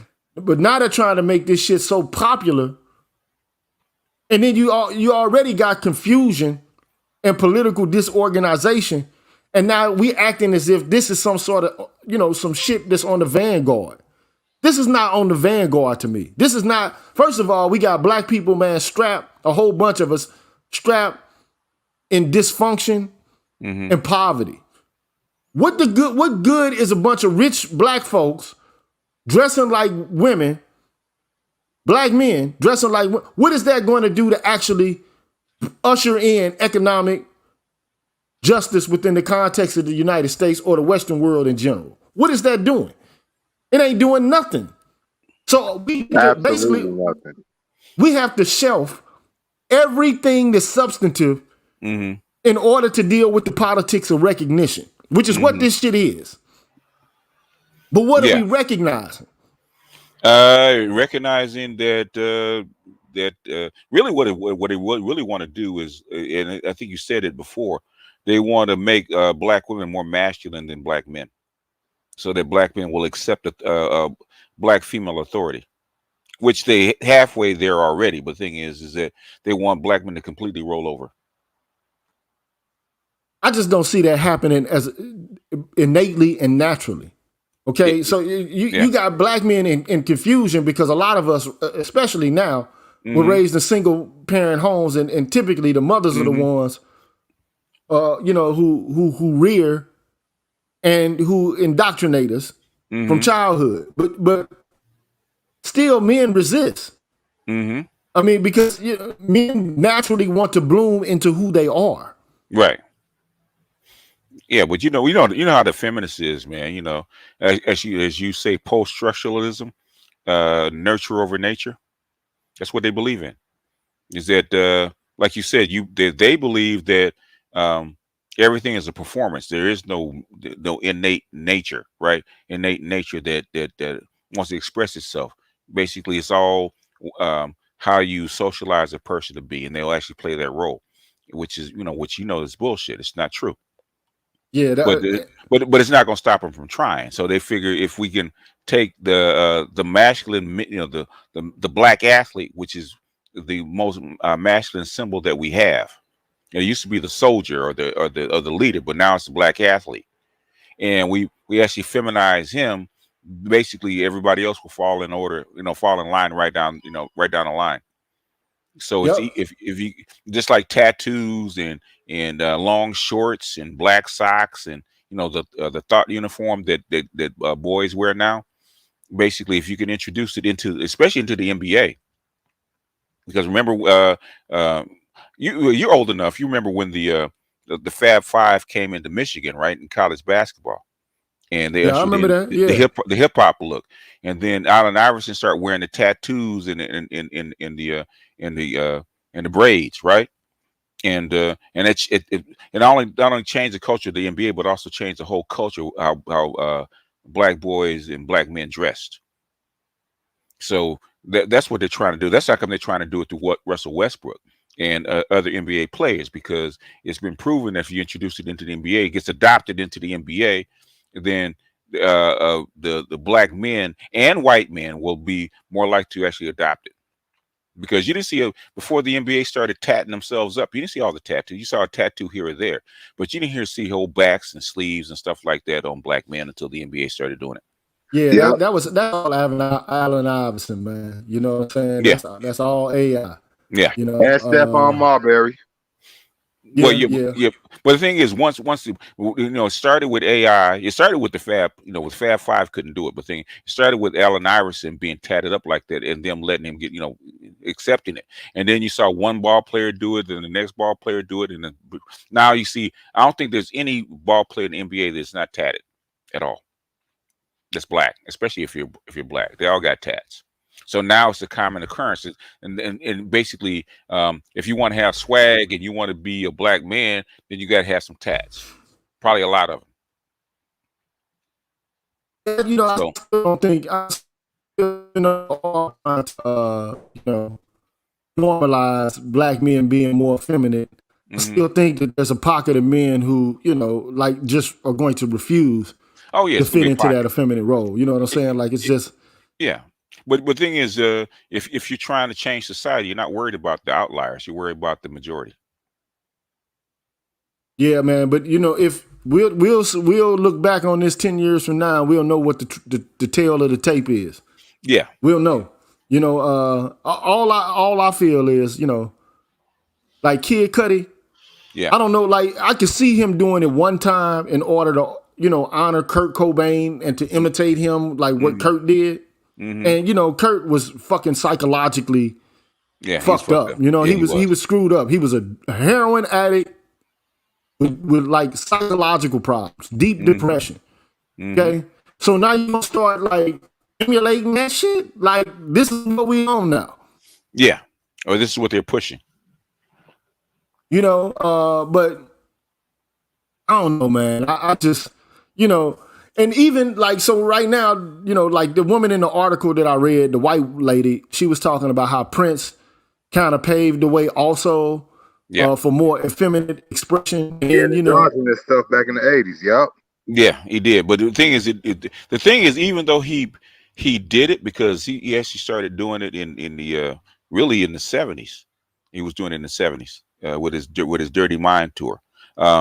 But yeah, even though he did it, he's done it. He did it throughout his whole career. It never took off until you introduced it into what, in the mainstream culture, especially with the athletes. The athletes change. For whatever reason, the athletes change culture like nothing else. Yeah. But one thing I do know is that Prince, he still wasn't gay though. You know what I'm saying? Even though he, like I remember him. There was like a video out. With him talking about Michael Jackson and how he was supposed to be playing the role that Wesley Snipes played in The Bad, in the Bad video or whatever. And so, one of the things he said was, somebody, the first line of the song Bad is, "Your butt is mine." And he's like, so who you singing to? Are you singing that to me? Because I damn sure ain't about to sing it to you. I mean, like, he literally says this, but I mean, I think Prince was trying to emulate Little Richard and Jimi Hendrix. Yeah. Okay. Those were two, and James Brown. And James Brown. Yeah. I was going to say that. So those were the people, but I would like to really add Jackie Wilson. Yeah. But I would just like to hear what women have to say about this. Like, do women actually want to have men? The vast majority of black men in the black community wearing dresses as common as women wearing jeans. I don't think so. But black women always try to adopt something because they think it's cool for the moment. Black women don't really look more than 2 inches past their nose. Most of them don't. So they think it's cute until it becomes a problem. Then 10 years later or 15 years later, they complain about it being a problem. I know for a fact, man, some of the biggest, like think about like how they came out, start talking about Kevin Samuels and him being gay. Mm-hmm. You feel me? Yeah. Like man, these women do not want dudes wearing dresses and shit, man. I guarantee you they don't.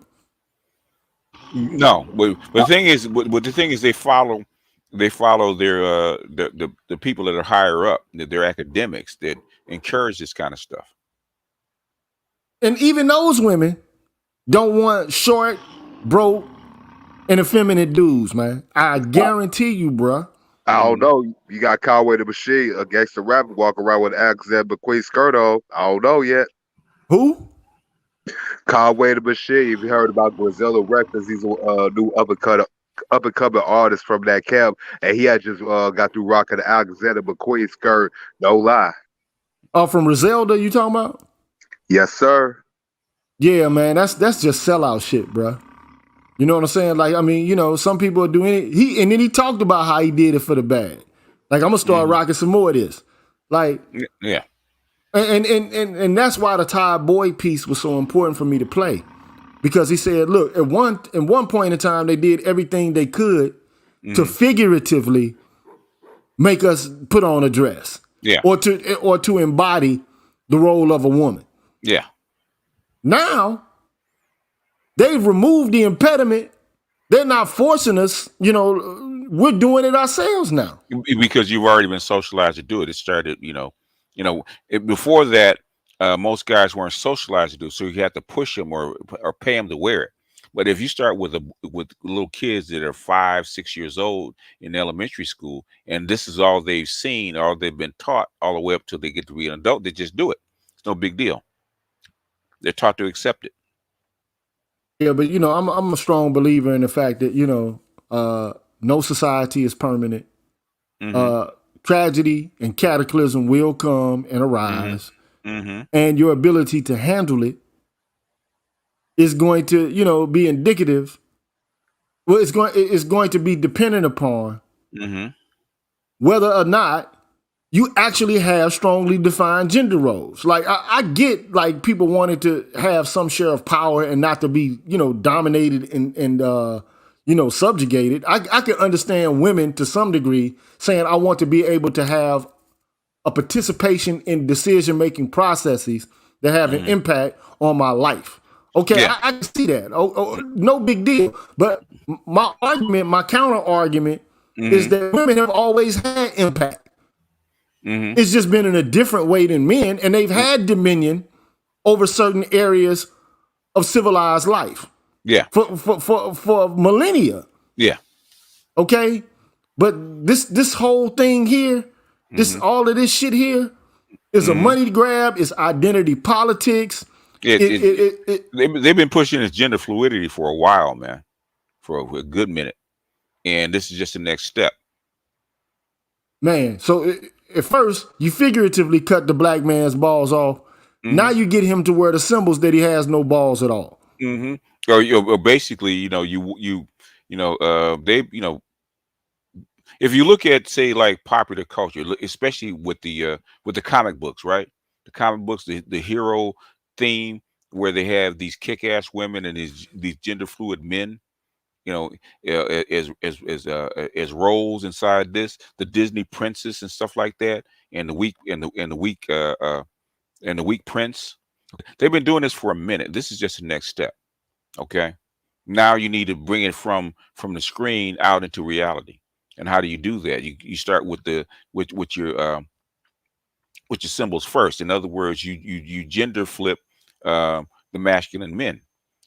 The thing is, you got, like I said, you have plenty of other men that are already leaning that way to actually wear that dress.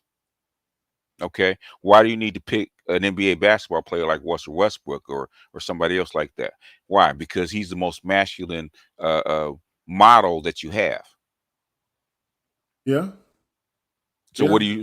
So what is your aim? Okay, you're trying to actually blur the lines between masculine and feminine roles. So it's okay for a war for women to fight in the street and fight men. Okay, just like men, because that's what they've seen forever. Growing up with Disney cartoons and then other cartoons and TV shows. So now in their mind, they believe that they're not only are they socially equal to men, but also physically equal, and they're equal as far as even taking the role of men. And that's the issue, man. Like, look, this is why I said in the show earlier that I think I don't know if it was like last week or so, but it was in response to this, feminist economics, right?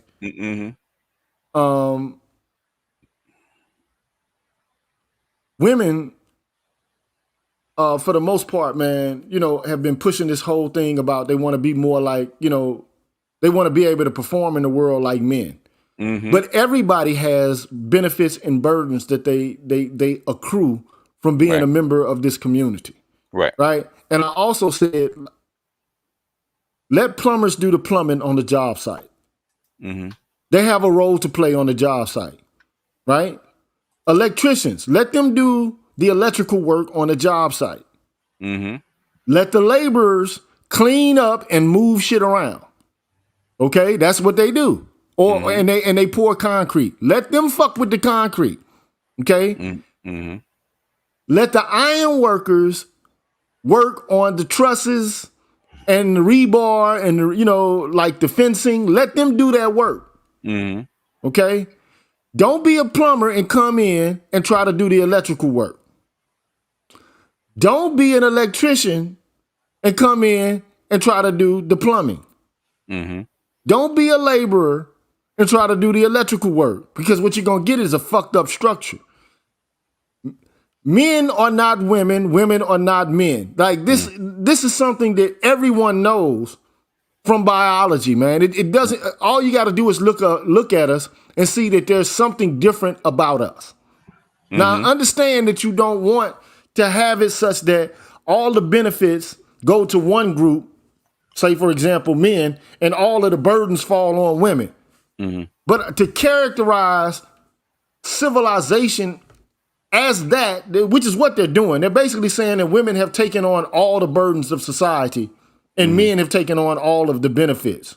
And I'm like, really? Like, so, okay. So when it comes time for you to actually do what men have traditionally done, are you willing to actually step up and do it? So when it comes time to fight a war, are you going to be out there doing that shit? With knives and gats and guns and shit like that? Are you ready to do that? Are you prepared to take on that role? No. They're not. Are you prepared to, like, if there's a disaster, to go out there and risk your life and your limb to save your man? To be perfectly honest, it would be stupid for a woman to risk her body and to put it up on the line when there's a horde of other men coming, trying to rush in the building or something like that. She's gonna get fucked up. Most upperly mobile women do not want to take on the provider role. They don't want to be the breadwinner. In fact, biologically, they have a problem with them being a breadwinner. In fact, Liz Mundy's book, The Richer Sex, that was the whole issue. It's not that they weren't meant to actually be that support role, as they call it, which is the wife role. What they found out, it wasn't the men that were problems, it's actually the women. They weren't willing to take on the provider role. They were not willing to work 10, 12 hours a day and hand over the money to the homemaker, which is the guy. They weren't willing to do it. It pissed them off. They still ain't willing to do it. They're not going to do it. But they expect for men that they testosterone too. Does it make it more like more hairier and stuff like that? Yeah, which is why I like this. I'm liking this series, Why the Last Man, where there aren't any men, and you see women not stepping into the roles to actually make the society function. Yeah, that's I haven't seen that. Like, I don't know where is it showing? Is it like on? I got you. Is it a cartoon? Is No, it no, like? no. It's a actually live action series. Hulu. It was actually a comic book, but I'll take care of you. Yeah, take care of me because I want to see that because yeah, I want to comment on. I know Dr. Johnson has commented on this. Yeah, I was actually on there with him. I think it was last week. Actually, commented on the first 3 episodes. So I'll take care of you. I was on a hiatus for a little second, and well, no, man, you had to cleanse your palate, man. It's all right. yeah, They man. said Sometimes doing this work, man. Yeah, he go came ahead. back with a flamethrower, though, man. He said he came back, man. You didn't come back with you didn't come back to praise Caesar. You Oh, came hell back no, with bury man. his ass. Right. You know how I come, man. Every Hey, time, you came though. in. I said, damn, he came in. The G came with him. Yeah, Hey, GG and BGS. Remember Yes, what sir. another masculine, I like to say masculine Jimmy. But remember when Terry Crews was in the movie, I guess The Expendables, and they Yeah, did a promo too. And yeah. this man actually took off his shirt and uncovered with a bra. That's another agenda talking point that he Yeah, used. yeah. They tried it with him, but whatever it is, it didn't take because he wasn't playing at the time. I think that's the biggest thing. Even though he's a masculine role, yeah, he wasn't in the league, and so it never took. Because Terry Crews been doing that stuff for a minute, but it never took. Whereas an active player has a lot more influence on not only black men but also white men too. So it's not. So basically, that's the reason they pick them. Is they don't just most of the tickets sold for especially in the NBA. I think it's like 70% of tickets is actually sold to white men. Oh, for sure. Like, yeah, black White folks men can't and white afford women. them damn tickets. No, You know what I'm saying? no. And then basketball is like a Midwestern kind of, like Yeah, winter sport. Indiana type shit. You know what I'm saying? Like, It's a winter sport. Yeah. yeah. So I look. I don't have like if there's a certain group of men who have gender dysphoria. Okay, Mm-hmm. cool. All right. Mm-hmm. I'm not here to persecute those people. I'm not. Mm-hmm. All right. But like ordinary, average, everyday black, like Kid Cudi, I don't know if he's gay or not. I don't know. Mm-hmm. It ain't really my business if he's gay or not. And but all I'm saying is in at large and in general, the desire for black men to become more effeminate to me is just a signal that we've given up. It's another signal that says, okay, I'm going to offer no more resistance in the context of the society in which I live. I accept it wholeheartedly, even so much so that now I want to be like white women or black women. Well, you know what? Basically, if you look at it from the academic lens, and you're actually doing the experimenting, you would say you actually doing it. You would say that the program is actually working the way it's supposed to. If they're actually putting on the dress if they're actually putting on the dress willingly without you pushing, then it's actually working the way it's supposed to. Because you've been trying to slowly but surely feminize these boys for the last 50 years. Can you imagine James Baldwin putting on a fucking dress, man? No, I couldn't. I think he would tell you the same thing. He'd tell you, I'm gay, but I'm not a queen. Or could you imagine Bayard Rustin putting on a dress? Nope, they wouldn't do it. Nope. What about Lexa Hughes? Nope. Look, even like Elaine Locke. Like even like a lot of these guys might have been gay. Like this is what I don't understand. Even if you are gay, and you're effeminate to some degree. Yeah. Okay. Does everybody gay have to be effeminate? Like I just don't understand the necessity for that shit. Yeah, there's a lot of gay men, black men that refuse to put on a dress, and will fight you if you ask them. It's like, wait a minute. I'm not a queen. I'm a man. I'm not a girl. I'm not a woman. I might be gay, but I'm a man. Which is what went on in Rome and Greece. Okay, you're expected to be a man. I don't care where you put your penis, and you're expected to actually produce children. I don't care what your preference is. You're expected to fulfill the role of a man, no matter what your preference is. You could be a flaming, have a whole bunch of gay lovers, but you have to have a wife. You got to produce children because that is your role. Yeah, well, hey, man, everything is blurred out, man, in this culture, man. Like I don't know, like what the center is anymore. And I think, like when you start having basic disagreements about things that are, like you can see with your eyes. Like for example, like it kind of it kind of threw me for a loop when I saw Bruce Jenner, man, like all of a sudden become a woman. It's like, huh? Really? This dude was like exemplary in relation to his ability to compete against other men in the Olympics. Right. I'm sorry, but I grew up in the 90s, guys, as a kid. See him on the Wheaties box, I always thought he was kind of suspect. So just don't judge me, though. Yeah, but I never looked at him as sexual anyway, because I don't look at other men as sexual. You understand what I'm saying? So I'm not looking at another man to determine whether he's feminine or masculine or not.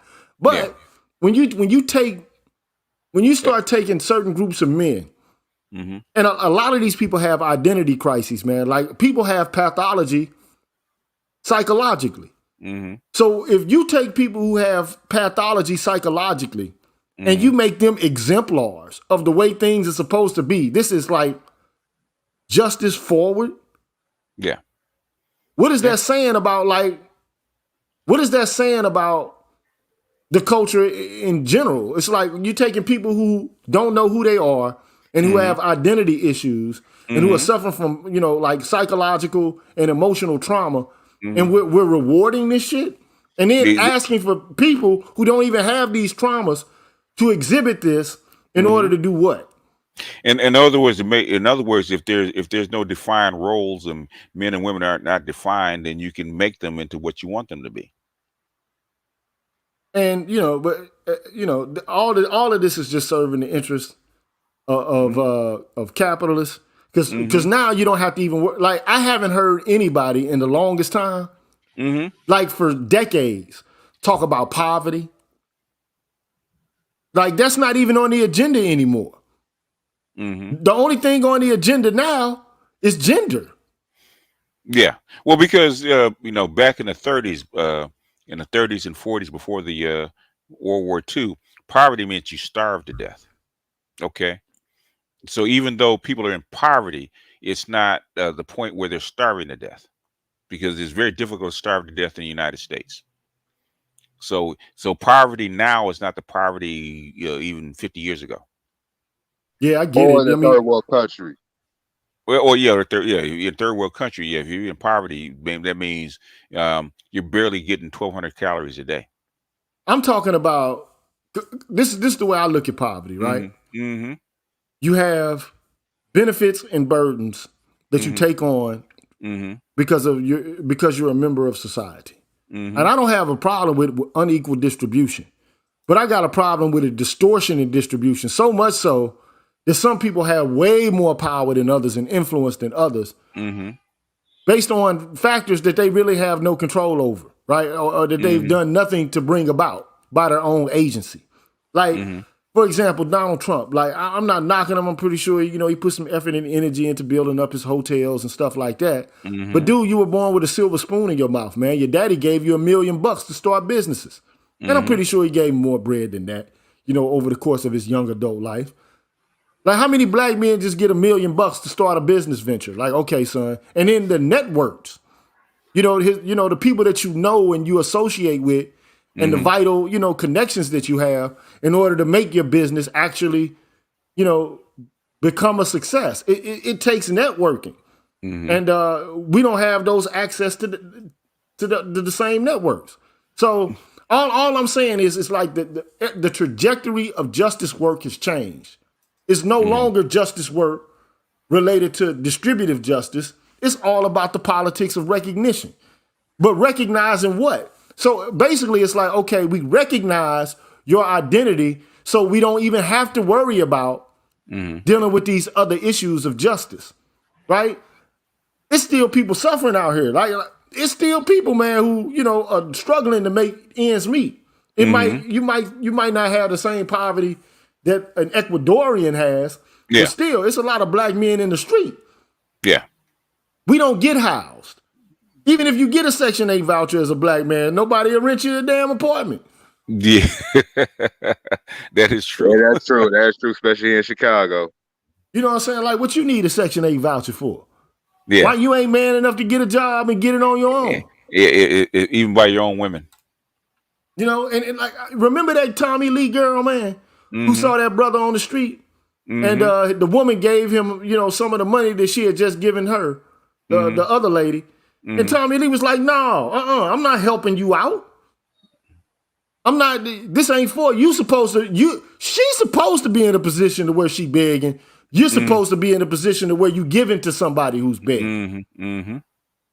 So you can't fall down on your luck as a man and be subjected to the, you know, injustices distributively to take place within the context of this nation. You're supposed to be able to be successful. You're supposed to figure it out for everybody else and yourself. But like her, I can help her, but I can't help him. So if you got a race of people or a group, like women in the past, man, like during Jim Crow didn't think like that. Yeah. Just imagine Ella Baker if she thought like that, or Fannie Lou Hamer if they thought like that. You know what I'm saying? Like these people have a whole different orientation and a mindset of how they go about doing justice work. And it's all been put into place by these white women who never were subjected to oppression and domination like they say they were in the first place. This whole sexism shit, man, like I read an article. They got old, fat, and their husbands left them. That's it. That's all. No, it's more than that. But yeah, it's more than that. Man, these white women, man, own slaves. They inherited property from their husbands, from their fathers. You understand what I'm saying? Like these women, they might, and you know, it kills me to see how they done flipped the script and took themselves away from being, you know, put under scrutiny, and now they got everybody else under scrutiny. And they no longer have to deal with any blowback whatsoever for their participation and their complicity within the system. This to me is exactly what happened. Like, I mean, and it's a strategy. They write the history, okay? They rewrite the books. So Yeah, the victory writes the books. So they hide what they actually erase what went on in the past. Ergo, to the victor goes the spoils. The victor goes the spoils, yeah. Yeah, but you know, we need to start getting some victories so we can start, you know, getting some spoils. That's why they hate the manosphere and the black manosphere especially. Yeah, you know, they can hate it all they want to, but we gonna keep talking, we gonna keep speaking. You know what I'm saying? Yeah. And I every now and then I'll get under the grid. I shouldn't have left so long, but I had to take a break from it because I had, you know, I do other creative things as well, and so you know, sometimes I get obsessive over my creativity, bruh. So sometimes okay. Yeah. We don't mind that, man. Just all you gotta do is send up a flare, say I'm all right, because we worry about you. Yeah. Oh, don't worry about me, man. Yeah. Well, it don't matter. You just because you said it doesn't mean that we're not gonna do it. For sure. Just send up a flare, say I'm all right. I'm just taking a hiatus. Say put up a post. Say, oh, I'm gone for 2 weeks. For sure, I'll do that from now on, man. I ain't, you know, I ain't went to jail or no shit like that. I ain't, I ain't had COVID or nothing. We think the feminists done found you, man, and then done a drop squad on you. Man, look, I'm telling you the truth on this. It might sound crazy, but if one of these motherfuckers want to get violent, man, I'm gonna give them a reason to understand you shouldn't have done that. You sure ain't no women in no flannel shirts and Gloria Steinem t-shirts underneath it ain't been watching you. Yeah, he's gonna send some black some female ninjas in black suits, man. You know, waking them up in the middle of the night with some duct tape. Man, that's the stuff straight out of Why the Last Man. It is. You know, like, but I really am interested in seeing that, bro. I'm gonna take care of you, man. I'm gonna take care of you. And when we get off, I'm gonna take care of you. And look, did you read the comic book at all? I did not. You know, I haven't read comics in a long time, bro. Okay. Comics used to be my thing, but you'll love this one because it's written in more of a satirical, political satirical fashion. Okay. So it's not a regular like hero comic book, but it's actually more like a political comic book. So is it making some good points? Yeah, it is. You know what really would happen if all the men dropped dead, and how would the women react, and what would they do, and And basically, what happens in the series, but also in the comic book, is that women act like defective men. Okay, they're having problem feeding themselves. They're fighting over status instead of trying to solve a problem. Um, I think there was one. I think in the book there was one portion where most of the men are in Congress. Most of the people in Congress are men, right? And most of the women that are in Congress are actually Democrats. So there's one. I think there's one scene in the comics where um, there's shots ringing out at the White House, right? And they're shooting at the female president. And he said, I said, what are the terrorists? She said, worse, Republicans. In other words, the Republican women wanted their husband's seats, even though they never ran. In other words, they wanted power and status. I mean, at the end of the day, man, I feel like this is all this is about, man. Power and status. It is about power and status, and power and status, and how, what is your vision for society? And the only way for women to to actually rise is actually to weaken the men, and that got started by the powers that be, the greatest generation that were actually in power at the time, actually saw that they needed to tamp down the men, so they started taking power away from the men and actually handed over the schools to the females. And the only way to actually get to the point where women can actually physically take over is actually to weaken men to the point where men can't fight back. Because if the men fought back, it's a wrap. So they get men to fight. They get men to fight against other men. That's one of the things women been doing for like millennia is kicking off wars. You know what I'm saying? Proxy violence, huh? Yeah, man. I mean, I don't like him. He did this to me. Well, I'm gonna go fix it. That sort of thing. And so, it's all right there in the garden. I think about what did Eve really want. She wants to be equal to Adam. So they've been fighting for equality since the beginning, literally. Yeah, the temptation of knowledge and power. Yeah. All I can say is, man, I ain't never wanted to have, like power over people. I wanted to always have power with people. You know what I'm saying? I never wanted to be like this top dog shining, showing my ass to people. I only wanted to be able. Even Malcolm X said someone still has to be in charge. This is true. Like it or not. Yeah. And look, if a woman has a certain amount of knowledge or expertise in a specific area, I'm going to defer to her knowledge, because that just makes sense to me. Like if she knows more about chemistry than I do, I'm gonna listen to her and be like, okay, she knows more than I do. Okay, so I'm gonna listen to her. Yeah. But when it comes to like some physical, like straight up like martial type shit, then you're gonna have to sit your ass back. Yeah. Like it's not time for you. Like, I don't know if you've been watching this power shit, Raising Canaan. Have you seen this? I haven't seen one episode. How do you like it? I've seen a couple of episodes that basically I'm kind of like nauseous from all this agenda bullshit.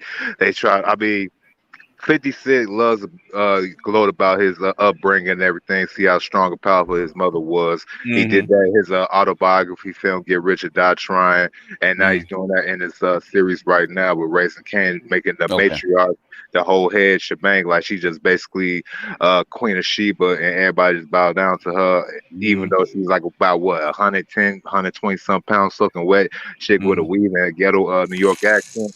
Come on now. That's like basically what they try to do with the Marvel, Captain Marvel chick up in Infinity Wars. But if you look on hey, what's going on, Gigi? What's going on, panel, Rodney? BGS.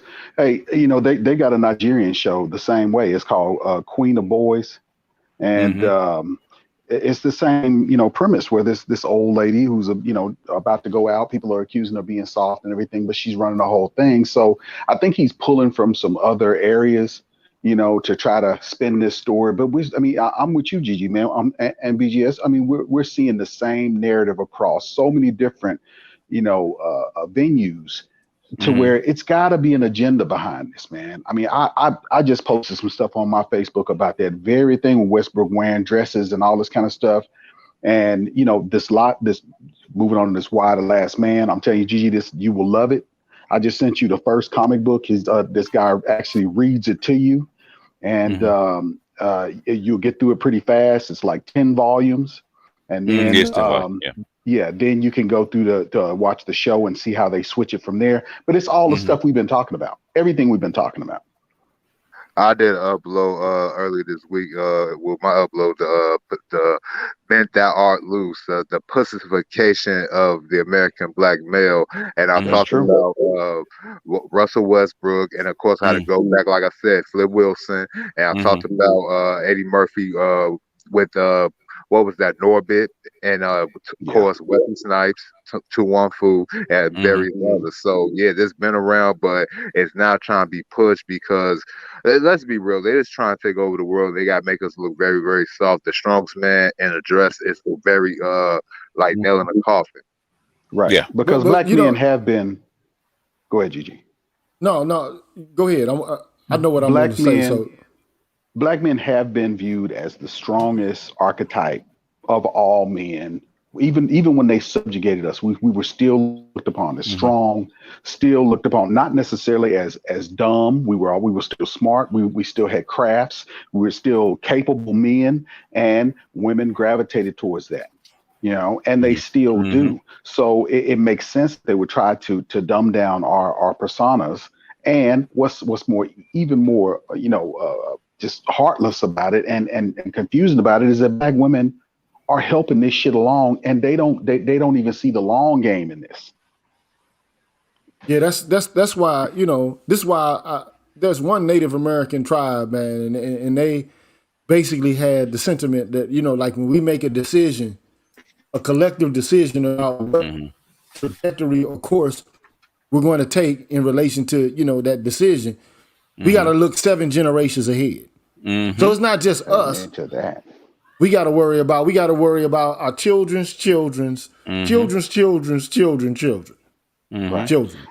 And do you think that people have gotten so comfortable that now, like you were talking about, people are not talking about poverty and issues that really make a difference? I remember the things that we talked about when I was in college, man. I don't hear that anymore either.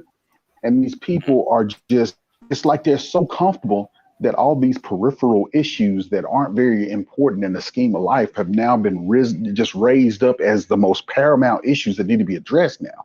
And it's not true. But I mean, what they've done is, see, white women did this shit.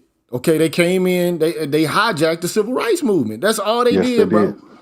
They took, and then because what Martin Luther King Jr. was next doing was the poor people's campaign.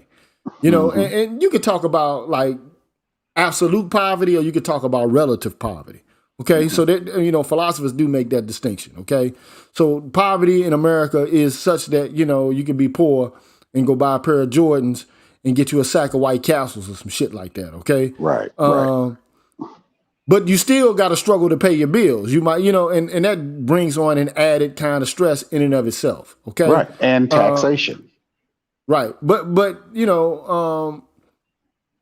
at the end of the day, man, we do participate and contribute towards the social project. We do help to keep this machine going. We do fuel it in a variety of different ways, and we deserve to get, and we pay taxes as well. You know what I'm saying? Every time I buy a hamburger, I'm paying taxes. Every time I buy, some AA batteries in order to put into my mouse on my computer, I'm putting into the social project. Okay. So I deserve to be able to direct the activities just as much as any other group of people. Absolutely. And so, but right now, to me, this is a humongous distraction.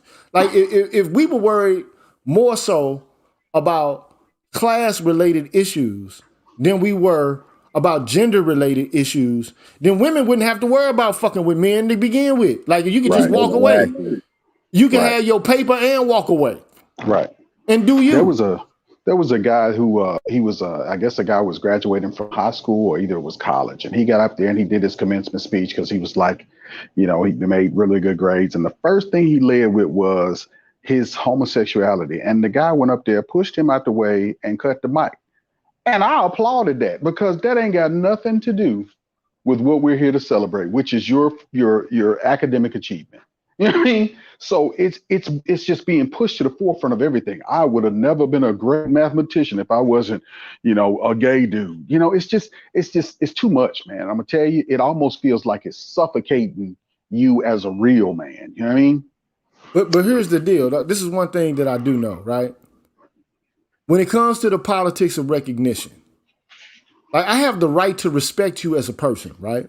Right. Whatever kind of person you are, whether you're a gay person, a trans person, you have the right to be I have a right to not infringe upon your rights. I have a right to not do you bodily harm. And I mean respect your rights, not respect you as a person. I have to not harm you, not take things away from you on the account that you're a certain kind of person that presents a certain kind of way. Right? I have to acknowledge the basic rights, life, liberty, and your property. I can't just go into your property because you gay. You know what I'm saying? Or take your stuff away from you because you gay. I can't take your money because you gay. All right? But what I don't have, look, this is one thing these people seem to be lost on. I don't have to honor nobody. Right. And I don't have to know that you gay. I don't have to be forced to listen or to watch you kiss people or see you in some shit. It's just like if you go into a porn shop, you know what section you're going in. Nobody should be able to come and grab you by the shoulder and push you over into the gay section and say, hey, you need to partake of some of this shit right here. You know what I mean? But see, the politics of recognition is asking for what human beings have never been able to give other human beings anyway. See, respect from other people is either earned through fear or love or through, just accomplishment. Well, relationships. Yeah. Like if I respect you because of some things that you've done and our interaction with one another. Right. I don't have to respect you. Like I have to respect your rights as a co-member of Western liberal society. Like I have to observe your rights. I don't have to fucking like you, dude. I don't have to honor you. I don't have to give you respect. I don't have to be like you're forward because you go girl and all this. I don't have to do that. Like you don't have to do it with me. Okay? And I don't have to be around you if I don't want to. But I think that to me this is like begging for attention, man. Like so much so it's begging for acceptance. But like nobody like who accepts anybody that they don't know and that they don't fuck with for real? Right. Like if I know you and you gay and you cool, I might fuck around and accept you. Okay, and be like, this is a cool dude. Or even a woman is gay. You know what I'm saying? Right. Like if she has a certain skill or she can complete certain functions or roles. Cause I used to do music. It was this one white girl, Lebanese girl, man, made dope ass beats. So I'm gonna respect her in that domain of making music because she dope at what she does. But relationship, and then you got to earn people's respect even among men. Like motherfuckers just don't respect you and make you part of the clique just because you a man. You understand what I'm saying? You got to be, you got to go through trials and tribulations and earn people's respect, and you have to build friendships. And everybody can't be your friend. Like everybody ain't gonna like you, man. Yeah. This is why when I see people like Lizzo consistently complaining and crying about acceptance and fat acceptance and shit like this, it's like, look, I don't have to accept the physical state that you're in, lady. I don't have to. Like women say it's my body, my choice. I don't have to, I don't have to accept your advances. The same shit with men. Like, I don't have to accept this. And this is what gets lost, though. Like, it's like, okay, you're going to push your agenda down my throat to the point where you're going to accept. You have to accept it by default. They're trying to push what they call transgender women down black men's throats.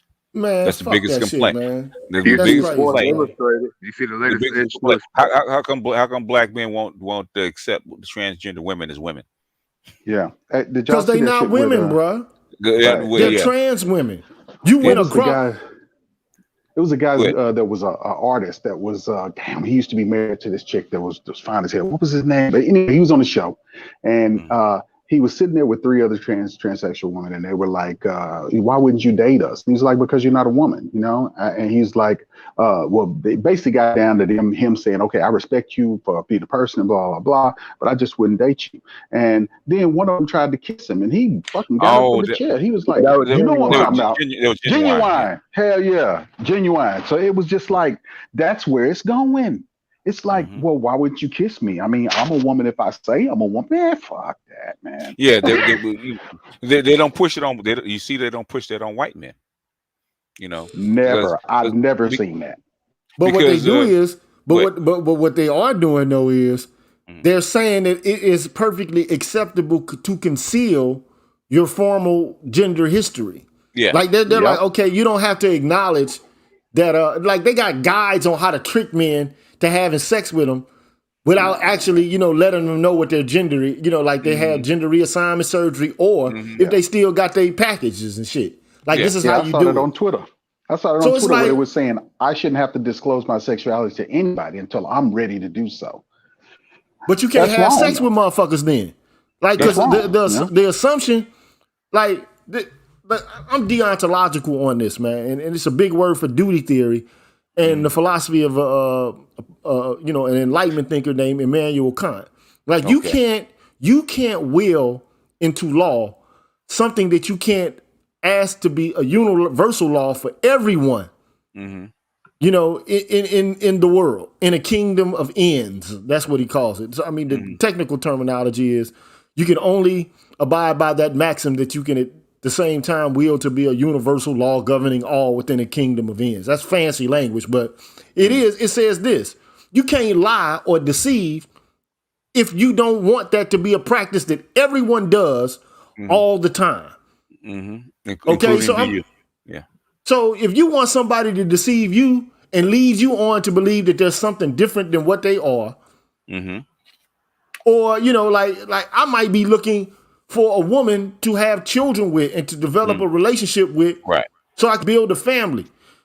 Now, it's different if you're a woman and you tell me, look, I can't have kids. To me, it's still wrong if you're a woman and you know that you can't have kids, but you still marry this man knowing he wants a family, but you just deceived him and didn't give him the option of making another kind of choice. That's wrong. And the same with a man like B.B. King. Like, if this man knows he can't have kids and a woman is sitting there telling him, I want lots of babies, I think he's wrong to tell her that, you know, I'm a stud. I'm just, you know, I'm potent, baby. It's wrong. So at the end of the day, deception, if it's not something that you can accept for everyone to do all the time, you can't justify doing it. So I do agree that, you know, they shouldn't be dehumanized to the point where it's like, you're not even a fucking human being. You're not worthy of taking out my trash, you fucking scumbucket. You can't treat them like that. But at the same time, you can't be like, okay, I'm a girl. And, you know, like, you can't do that, man. That's wrong to me. No, let me That's just my opinion about this. Because you, like, they're not playing the game fair. No. And then here's the thing, right? There was this one. So we were at a conference, and, you know, I had to write a paper on transracialism. I think I talked about this. So, you know, one could argue, like, when it comes to distinctions amongst human beings, race is really a superficial means by which to actually differentiate human beings into classes, right? So, like, for example, Barack Obama is both black and white in relation to genes, okay? Like, he has, well, it's kind of a misnomer for me to talk about it that way, but he has a white mother and he has a black father, an African father, right? So he has more in common genetically with his mother than most of the black folks he's going to come into contact with, right? I mean, that's just biology, right? He shares chromosomes from his mother as well as from his father, okay? Now, politically, we can talk about race, but when you start to talk about race biologically, you know, what difference does it matter, the color of my skin in relation to my intelligence, my ethics, my aptitude? You understand what I'm saying? So, it's no different than somebody being left-handed or right-handed, or somebody having blue eyes, or someone having, you know, brown eyes. Like, what's the differentiation? What's the difference? I see you, brother Neil. Like, to me, it's a superficial means by which to, separate human beings into classes. But on a fundamental biological, chromosomal, hormonal level, we can argue there are actual distinctions phenotypically in our biology that can't be denied. Men and women are not the same biologically. We have different chromosomal structures. Right. Now, we're members of the same species, but we have different biological functions. Like, it doesn't take a rocket scientist to understand this. Okay? That's why when people get trans surgeries and they get these treatments, they have to take different hormones. Right, for life. Because you can't you cannot produce these naturally. Hey, okay. you know what, Doc? That's why you're gonna enjoy Why the Last Man, right? Because there was a couple scenes where the trans men are running out of testosterone. But that's a funny thing about testosterone, though, among men, right? Or even women, and estrogen for men. Like, if a woman can take your testosterone away from you, and one of the ways that they do this is by means of social ostracization. Men need to be members of a pack in order to basically build up their testosterone. Okay?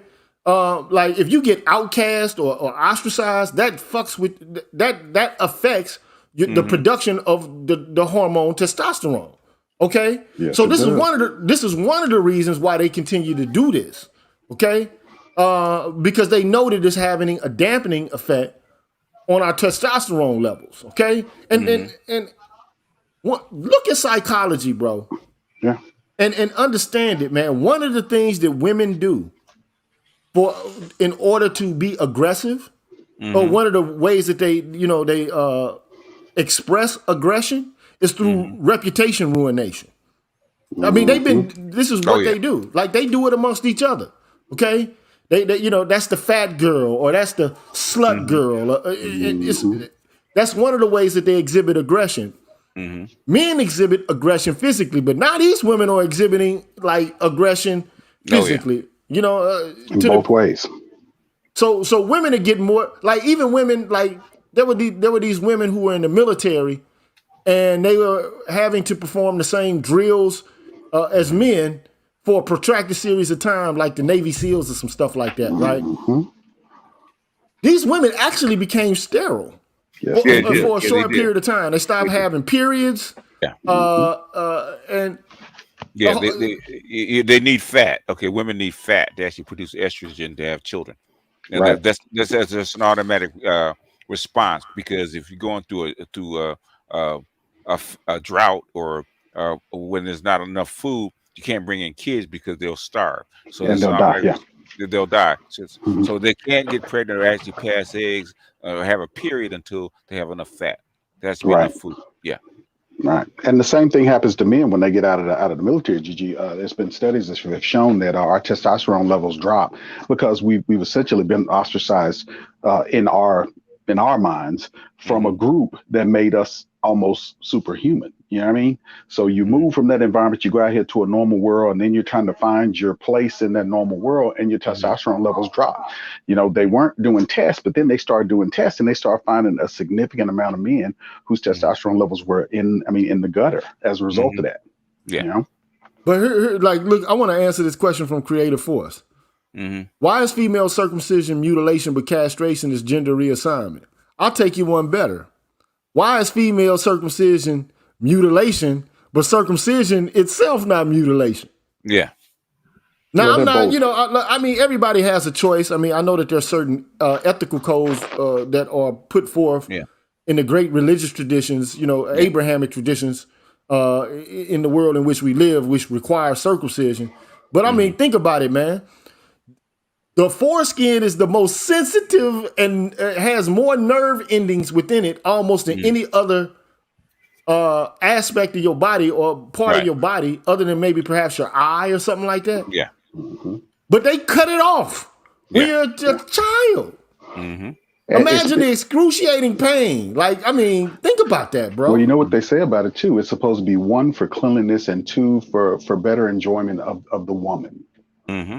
You know, and the reason why that sensitivity, when that sensitivity level drops down, sex can be longer. It can be prolonged. So that way women get more enjoyment out of it. So somewhere down the line, they figured that out and they started doing it. You know what I mean?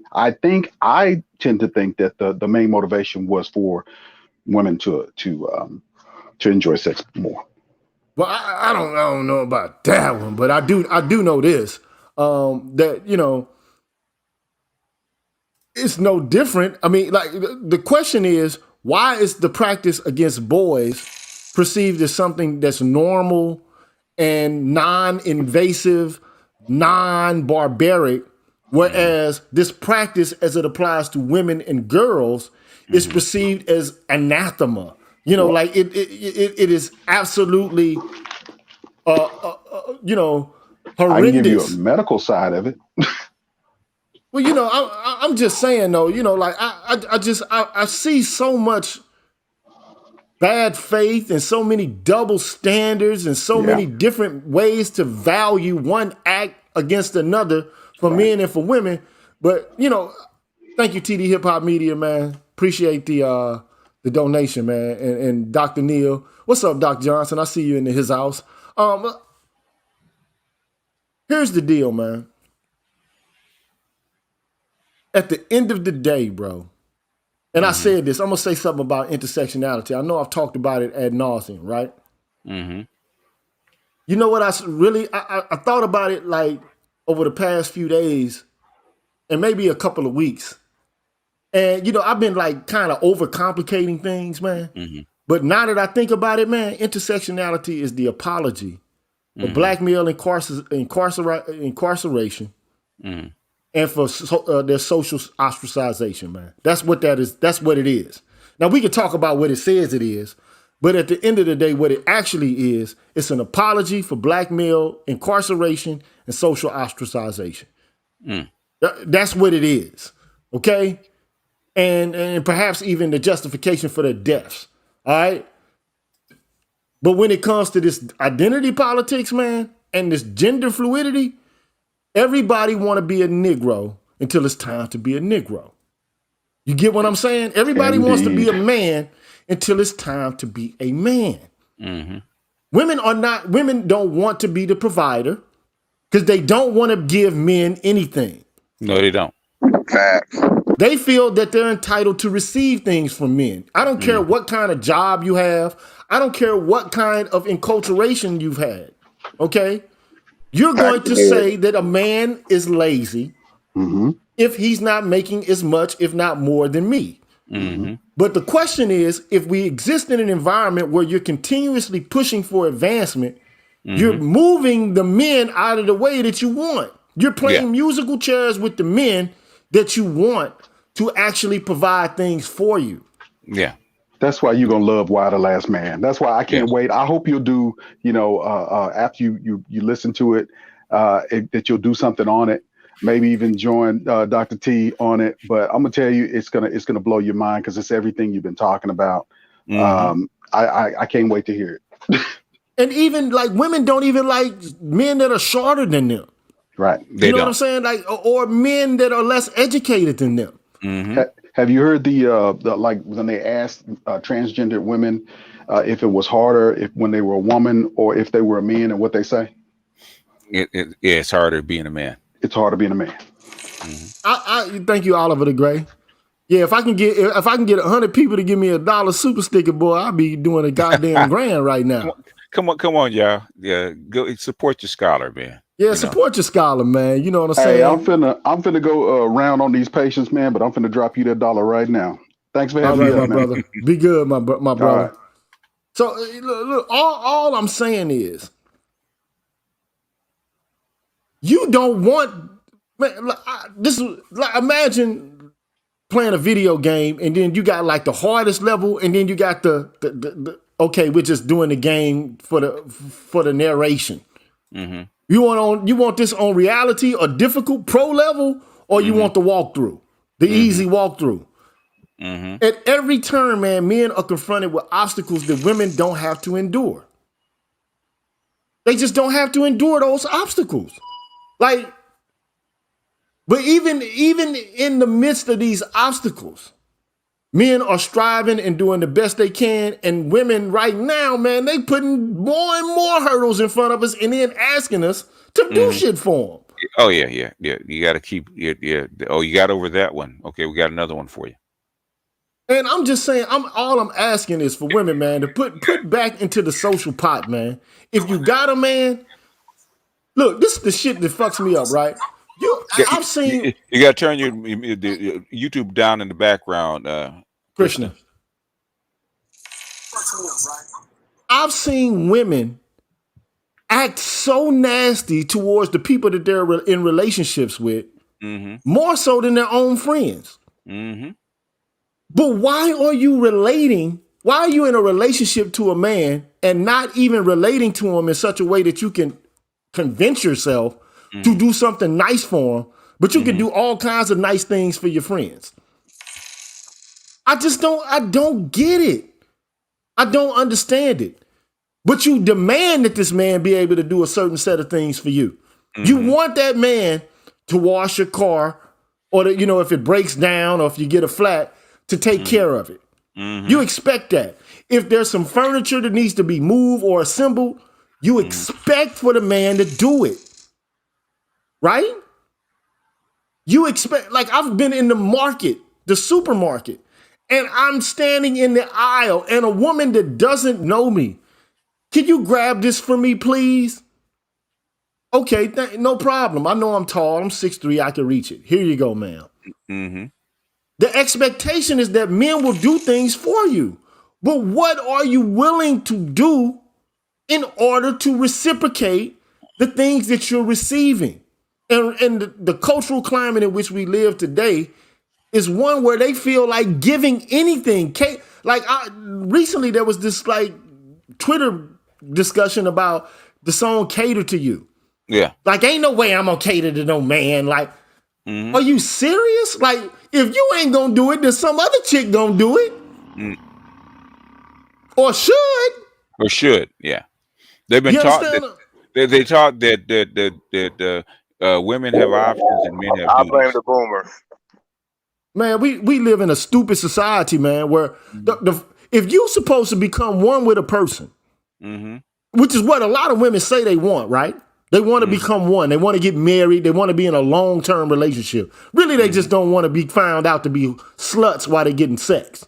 Right. Okay? But the reality of the situation is, if you can't relate to your partner, why are you trying to get in relationships? Why even try to do it? If you feel it's weak to listen to a man there are things that men know that women don't about the world because they experience it differently. There are things about the world women know that men don't know because they experience the world differently. But to say that you will never listen to a man because that's weakness for you, that's being a pick-me or some other sort of deleterious term, is stupidity. Right. Like, if some shit jumps off, I don't need my woman telling me I don't need to listen to you right now. If my spidey senses go off and I'm like, let's dip, and she's like, I don't want to go. Okay, then. All right, then. So now you're exposing us both to risk because you don't want me to leave, but you don't want to leave either. I'm telling you, the situation is hot. You understand what I'm saying? Like, we live in an absurd culture, man. It is upside down. And if a woman says, hey, you a little hard on the kids or X, Y, Z, sometimes you got to listen to women, especially if they're telling you something that's wise. But nowadays, man, it's like there is no wisdom whatsoever. Yeah, wisdom is folly contemporarily to me. Yeah, they basically, they say I blame the boomers. Actually started with the silent generation and the greatest generation because the first feminists were not boomers. Okay, first feminists were actually silent generation and greatest generation. They started teaching their girls not to actually get away from gender roles because my sisters they're boomers, right? And my mother and their cohorts told them to be taught them to be independent and look for a partner. That's where it started. It didn't start with us. And the Because laws they perceive being with men as oppression in and of is itself. oppression is in and of itself. In other words, what do they call it? The gilded cage. The overly mobile white women called it.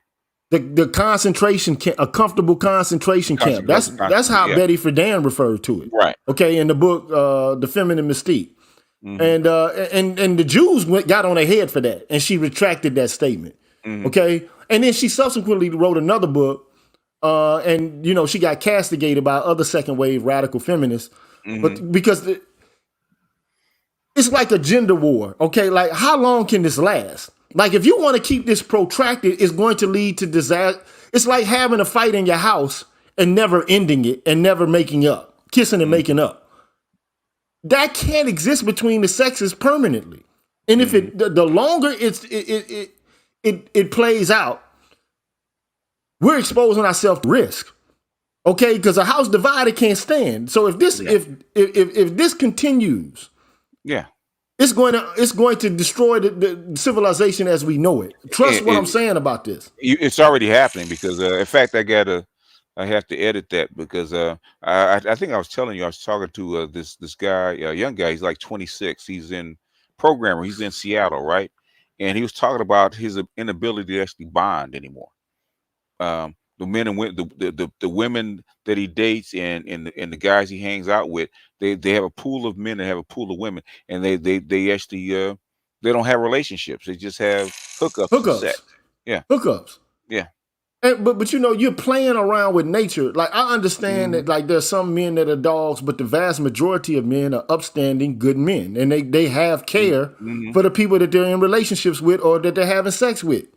It's natural to care about the person you're having sex with. It's unnatural to have sex parties where you're having loose sex with people. That's unnatural. Yeah. That's not a natural condition in which even animals find themselves in, excepting for bonobos. Even bonobos don't do this shit.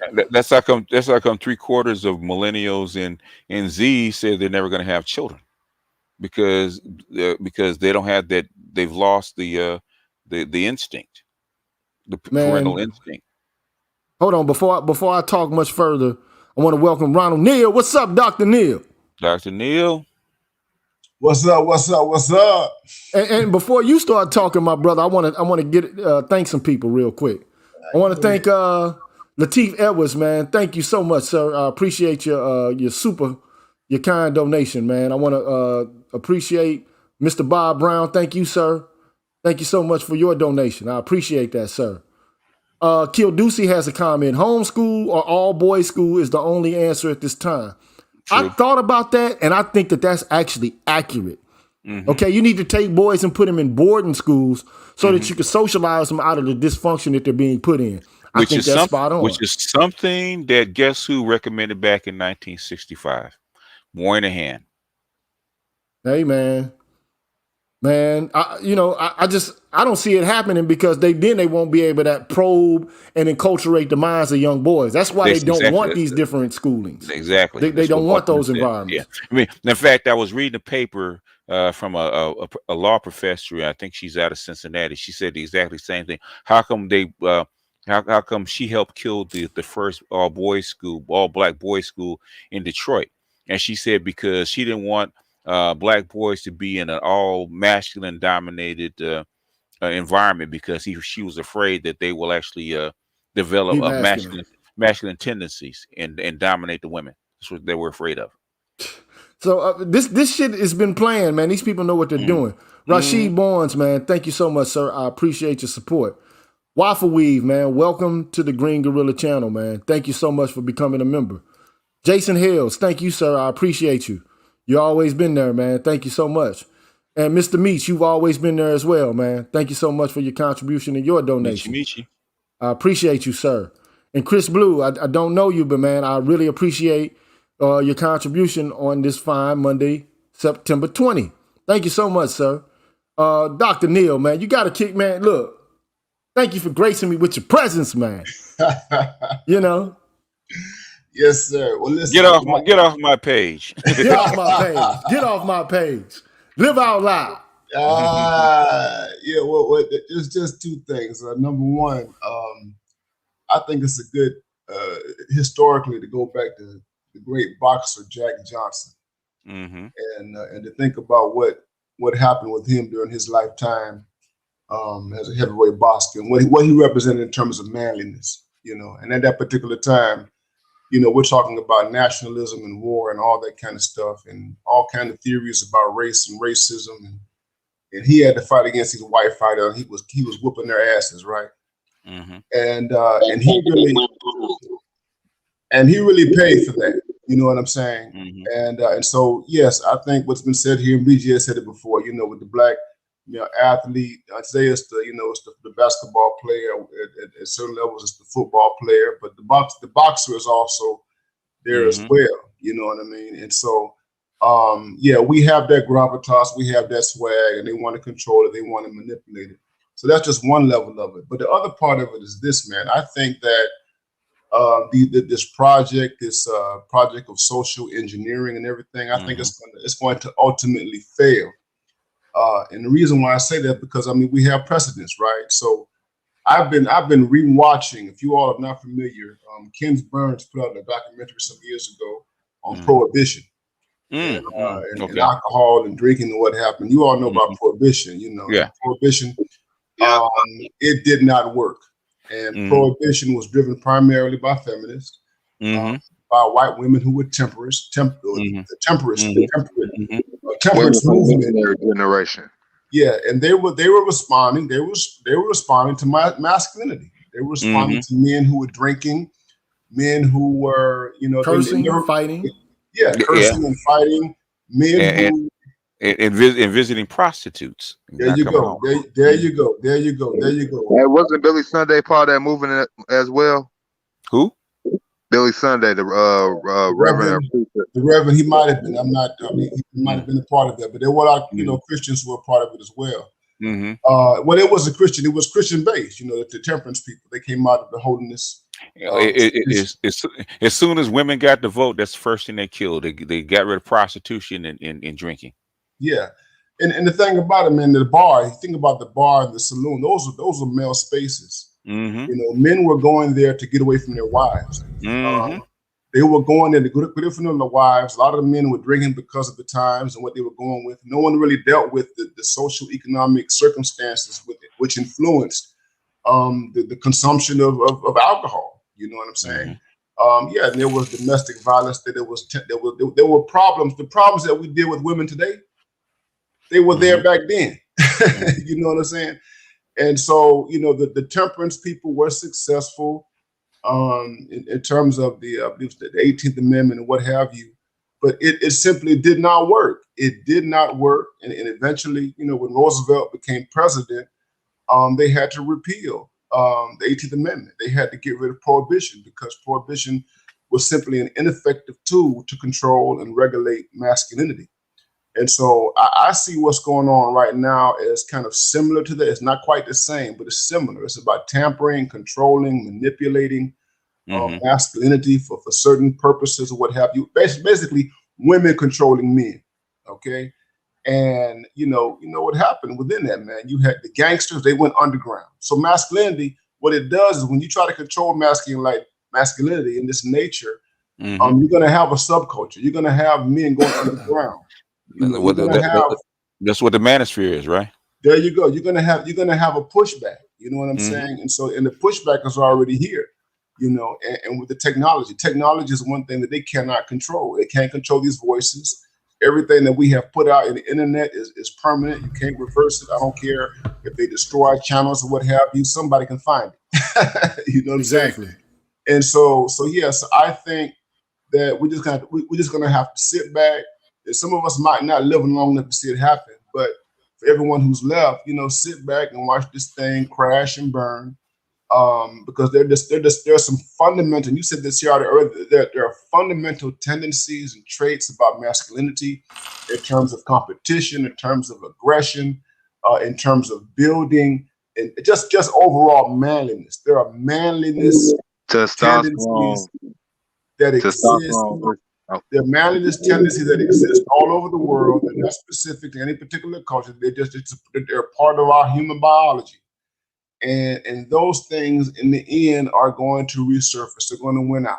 You know what I'm saying? And so I think that we're looking at an experiment right now. And yeah, they're using black folks the way in which black folks have been used as experimental monkeys. That's the one thing that we have to really deal with, man. That all these social movements, all these progressive movements, liberal movements, feminist movements have used us as lab rats, okay, to beta test experiments, to run these experiments in an effort to, create some type of utopia, and right now we're in the place where, yeah, you got black folks who are voluntarily signing up for young blacks like Lil Nas X, who, one can only imagine the kind of family structure he came out of. You know what I mean?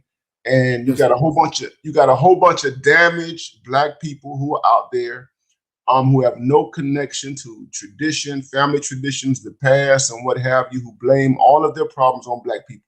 Okay, so a lot of gay people, like these transgenders and all that kind of stuff, they got more heat. Lesbians, they got more heat for heterosexual black men than they do for white society, than they do for everything that they have inherited from white society.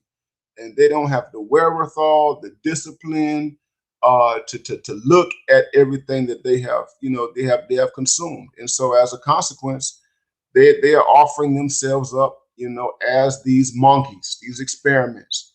And my thing, and the reality is that we just got to sit back and watch them submit consent to this stuff, which is just eventually going to fall apart.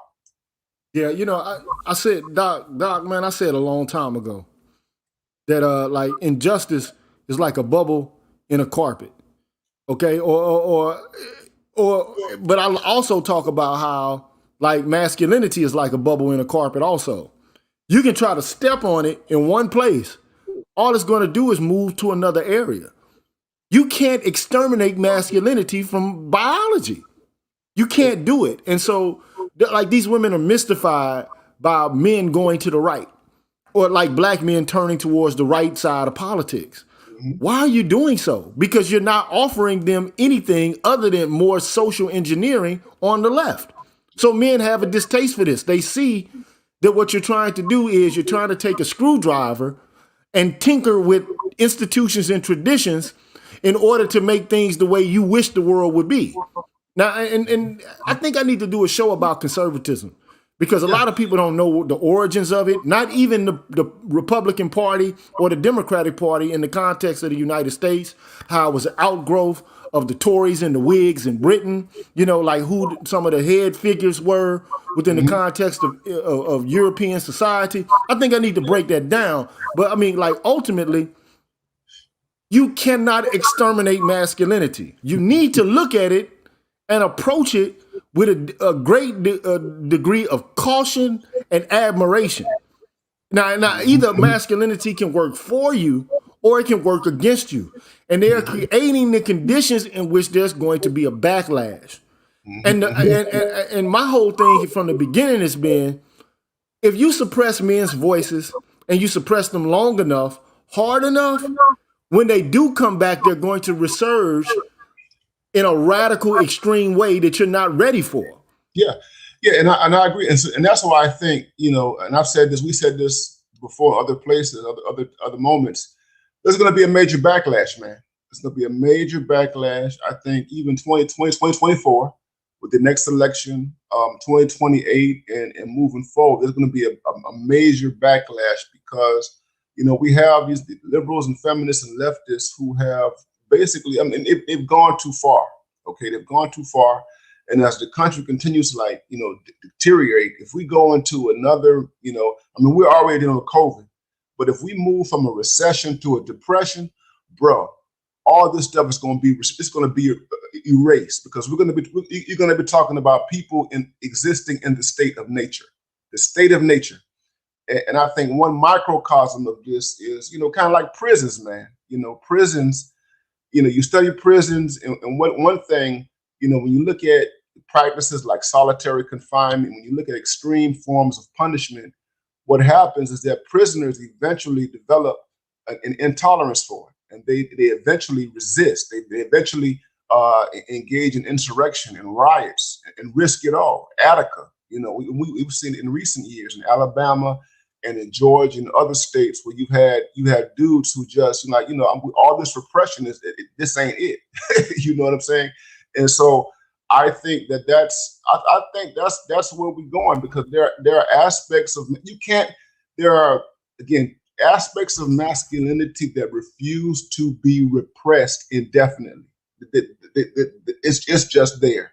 And again, that's why the jail, the prison is only a limited way of restraining men's behavior, you know. And when you think about America and capitalism, and when we talk about money, especially with men and money, once this stuff really begins to impact people's bottom lines, men's bottom lines, whoever the dominant men will be, whether they're white or Latino or whatever, there's going to be a reaction. There's going to be a pushback, and it's not going to look good.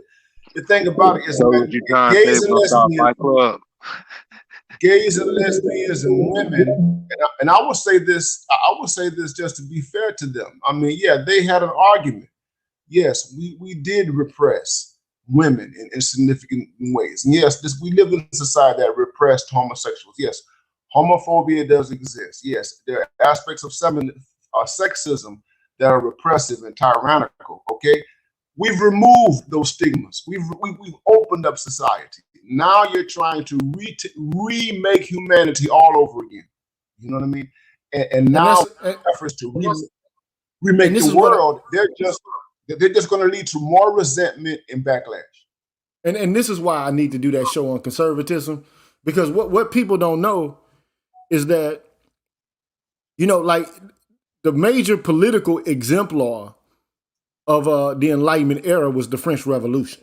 Okay, so they replaced monarchical rule with, you know, new constitutions based on rational principles, life, liberty, and fraternity. Okay. And there were a lot of people who resisted against this intellectually, and they said, look, you can't just start over a society with a blank slate. There are habits and practices and customs and traditions that have been established for millennia, and you're seeking to disrupt those with ideas just because you think them. And this is why I like Tommy Curry and this idea about philosophy, and you know, his critique of it, especially as it exists within the confines of the American university.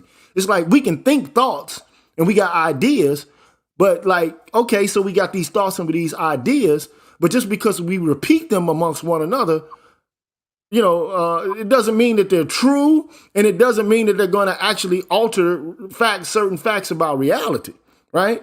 And you know, I think at the end of the day, I'm not absolutely conservative to the point where, you know, I'm you know, like just far right, you know, thinking individual, because but I do, let me just rephrase this, man. I do understand that there's some merits to the conservative position. Okay? Like trying to, you know, all of these social experiments have taken place in such a short period of time. And they've altered their trajectory. They started off as freedom movements, but now they're about to get the bag movements. This is what it has become, right? And so I can't trust it anymore. Like all of this shit that these people are talking in these universities, man, it's like they're kissing white people's asses for more and more cash, and they're trying to defend their own status. So they keep writing the same shit over and over again. It's like we got to test your ideas with reality itself and see if it's beneficial to a large amount of people. If it's not, then we got to change trajectory and course. But people are so committed to their ideas related to this shit, and they're creating their own narratives, we can't seem to get out of the hamster wheel. There's got to be a paradigm shift coming. Got to be. Down the pipeline, a paradigm shift is going to be coming. Because men have been silent for too long. Go ahead. I would say that in terms of what you're saying about conservatism. So here's the thing. So we're clear that we're not women. I'm clear. I'm not a woman. I'm clear about I'm not a woman. I don't identify with femininity. I have no interest in trading places with women. Okay, and I'm not the only one. I mean, there are men, you know, a whole bunch of men, yourself, and a whole bunch of like, well, listen, we don't identify with it. We identify with masculinity. We identify, you might want to call it manliness or what have you. It's all over the place. That's not going anywhere. See, that they're trying to destroy that whole notion. And it's like, you know, if you don't identify with femininity, there's something wrong with you. But the fact remains that all over the world that there are men, including the United States, who will never see themselves as women. They will never want to emulate women. They will never want to trade places with women. It's not going to happen. And you're going to have men who are like, you know, fuck it, we are unapologetic. We are unapologetic about being men in the traditional sense. Okay, there are aspects of traditional masculinity that we are not going to let go of. We're going to hold on to them until the day that we die. So that's a part of what some might want to frame as conservatism or what have you. I don't call myself. I don't identify with ideological conservatism or political conservatism. However, there is an aspect of tradition that I affirm that is a part of what it means to be a man, and it's tied. Again, it's not just cultural and historical, but it is biological. You understand? We have testosterone. We are prone to taking risks. There are certain destructive aspects of masculinity that are never going to go away. They're permanent. Yeah, permanent. I agree with you. You know, and look, they've gone about this the wrong way, man. Like you said before, they've made so many advances and gains, but they're not satisfied with those advances and gains. I do like some of the more equity feminists from the second wave who are not radicals and who've understood that some women in the second wave of feminism went too far. Instead of, you know, looking for equity and looking for, you know, opportunity, they wanted to get privilege and preference. And now it's to the point where, you know, like black people are beginning to mimic and ape some of the talking points of second wave radical feminism, but they're enshrining it within this language of intersectionality, right? And then, of course, black Twitter, you know, you got black feminists on black Twitter. They haven't read this shit. You know, okay, they don't know who the major figures are. They just know that they have these positions that they're getting from popular culture. I try to be as educative as I possibly can. I know I'm a little bit harsh in my delivery, but God damn it, man, I am a dude, man. I don't identify with being a woman. I'm not putting on no fucking dress, man. I'm not doing it for cash. I'm not doing it for entertainment value. I'm not doing it to get into a fraternity. I'm not doing none of that shit. I'm not putting on no fucking dress, bro. You know what I'm saying? I mean, because I know I'm not a woman, okay? But this gender bending was started by women who so much admired men and what men were doing, they decided that they wanted some of that glory themselves, okay? And even like a woman, a feminist like Camille Paglia will acknowledge this, okay? But if everybody is masculine and they leave no room for the feminine whatsoever, then you're going to have a fucking war, the likes of which you've never seen, and they're not going to be able to win the war. They just can't, they're not equipped to win it.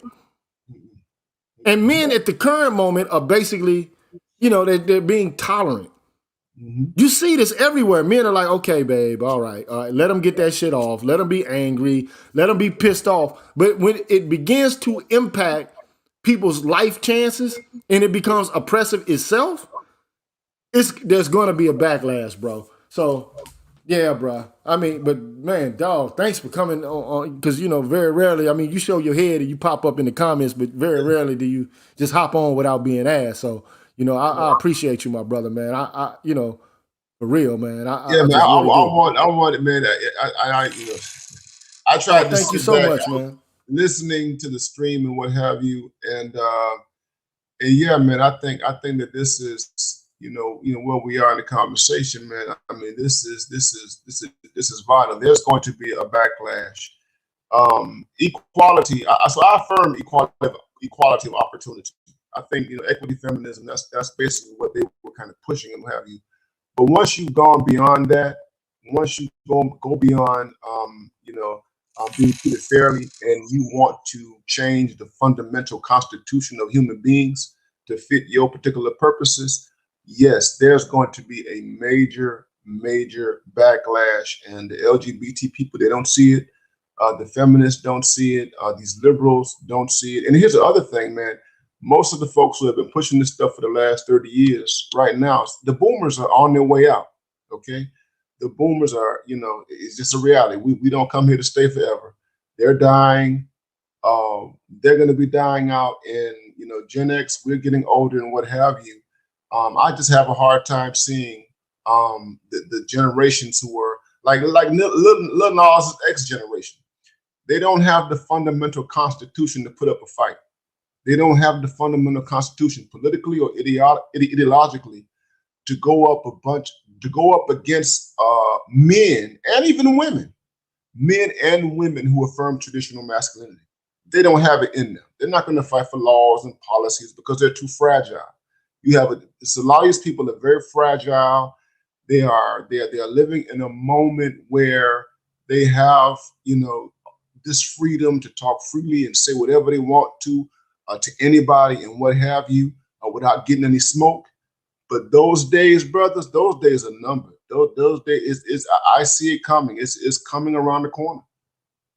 Hey man, I want women to also have the opportunity to function, flourish, and to thrive, but it doesn't have to be done at men's expense. Mm-hmm. And black men are left scratching their heads insofar as they're wondering, like, what the fuck did we do to deserve this shit? First of all, we were slaves. How the fuck did it come to be that we are now like major oppressors? Are we sexist to some degree? Yeah, okay. But are women sexist to some degree? Yes. Yeah. Okay. I mean, like, the only thing I don't like, and I think that's inauthentic, is finger pointing without critical self-analysis. You feel me? Like, I mean, if you're willing to say that I have some flaw, well, look, boo, what kind of flaw do you have? And I always quote Outkast on this. I know you like to think your shit don't stink, but lean a little bit closer. Because you ain't perfect either. But I mean, we gotta get over this. Let me thank some people really quickly before we continue the conversation. Mark Ho, thank you so much, sir. You brothers are life for the enact thinking man. Salute. Every brother from G-Town carries within him the spirit of Jack Johnson. Show you right, man. Thank you so much, Mark Hope. Appreciate you, man, for your ongoing support. BM Rock, thank you so much for your kind and your generous donation, brother. I really, really, and truly appreciate you.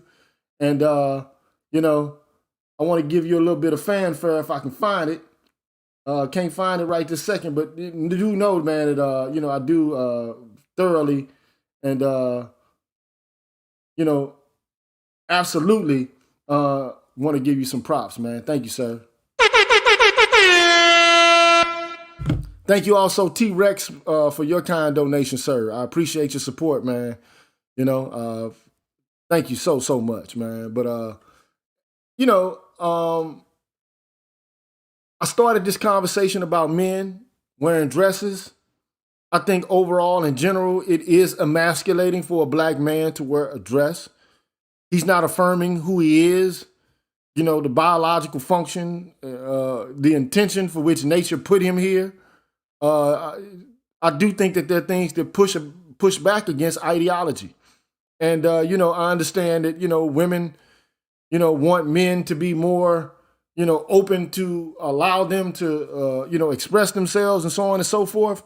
But I mean, look, just because y'all been emulating masculinity for so long and moving into the domain of manhood, it doesn't mean that men are required to do the same thing to make you feel better. Like I don't have to put on a dress because you're wearing pants now.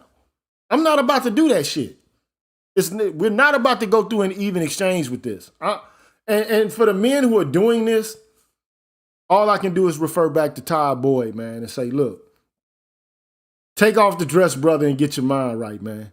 To me, these guys are thinking that this is being, woke right now, and that, that they're so masculine that they don't need to observe traditional garb, the traditional garb of masculinity. But I don't know if these guys are, like if they're fruity or not. I don't know. I'm just lost on it. But these guys are not all that bright to begin with. I think Cuddy is smarter than Russell, but who's to say? But I don't like where these guys are leading us. To me, this shit is not productive for black folks in the long run. I don't know what the objective is, but if it's just to get a bag, man, to me, you're a sellout, and you really actually need to be burned in the flames, man. That's just my opinion, man. Burn them in the flames, bro. And I'm gonna say,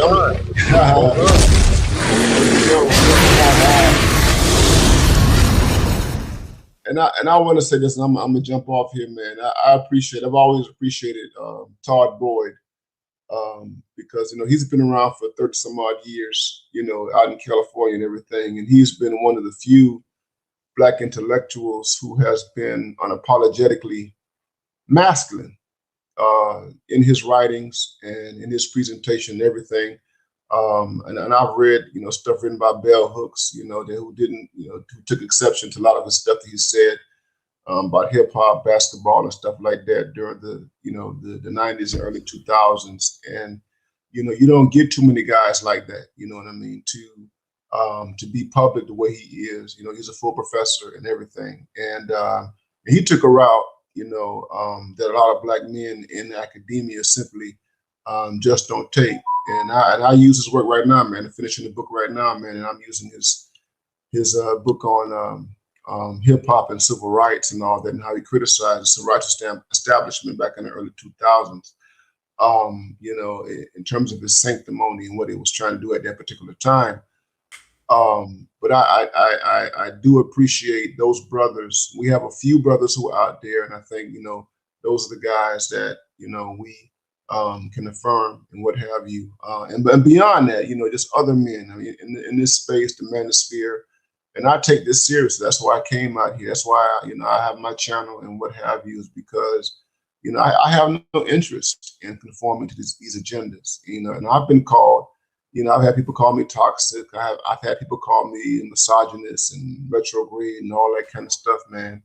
But I've decided I'm unrepentant in terms of being a black man in a particular kind of way. And I'm like, the hell with you. And my students know it, my colleagues know it, everybody knows it. You know what I'm saying? This is who I am, and you chose to deal with me.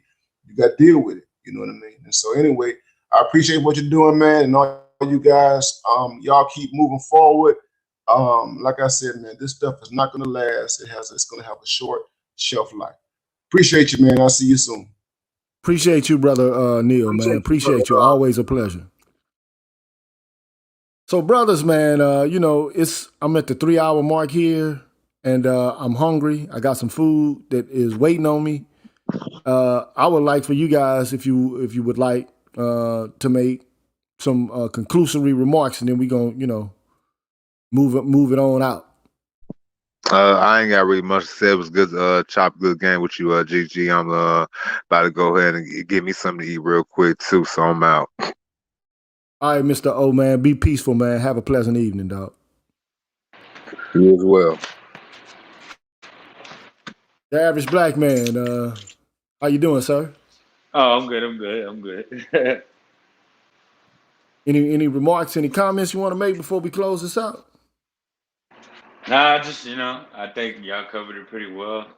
It's sad to see that some brothers just contributing to our own destruction. So well, to their destruction. But maybe someday they'll learn. Maybe they'll change their ways. But it's just good to hear y'all, spreading the message, trying to get some brothers to understand. So I just appreciate that. I always support. Thank you so much, man, the average black man. I know you've been an ongoing supporter of my channel, man, so I appreciate you, brother.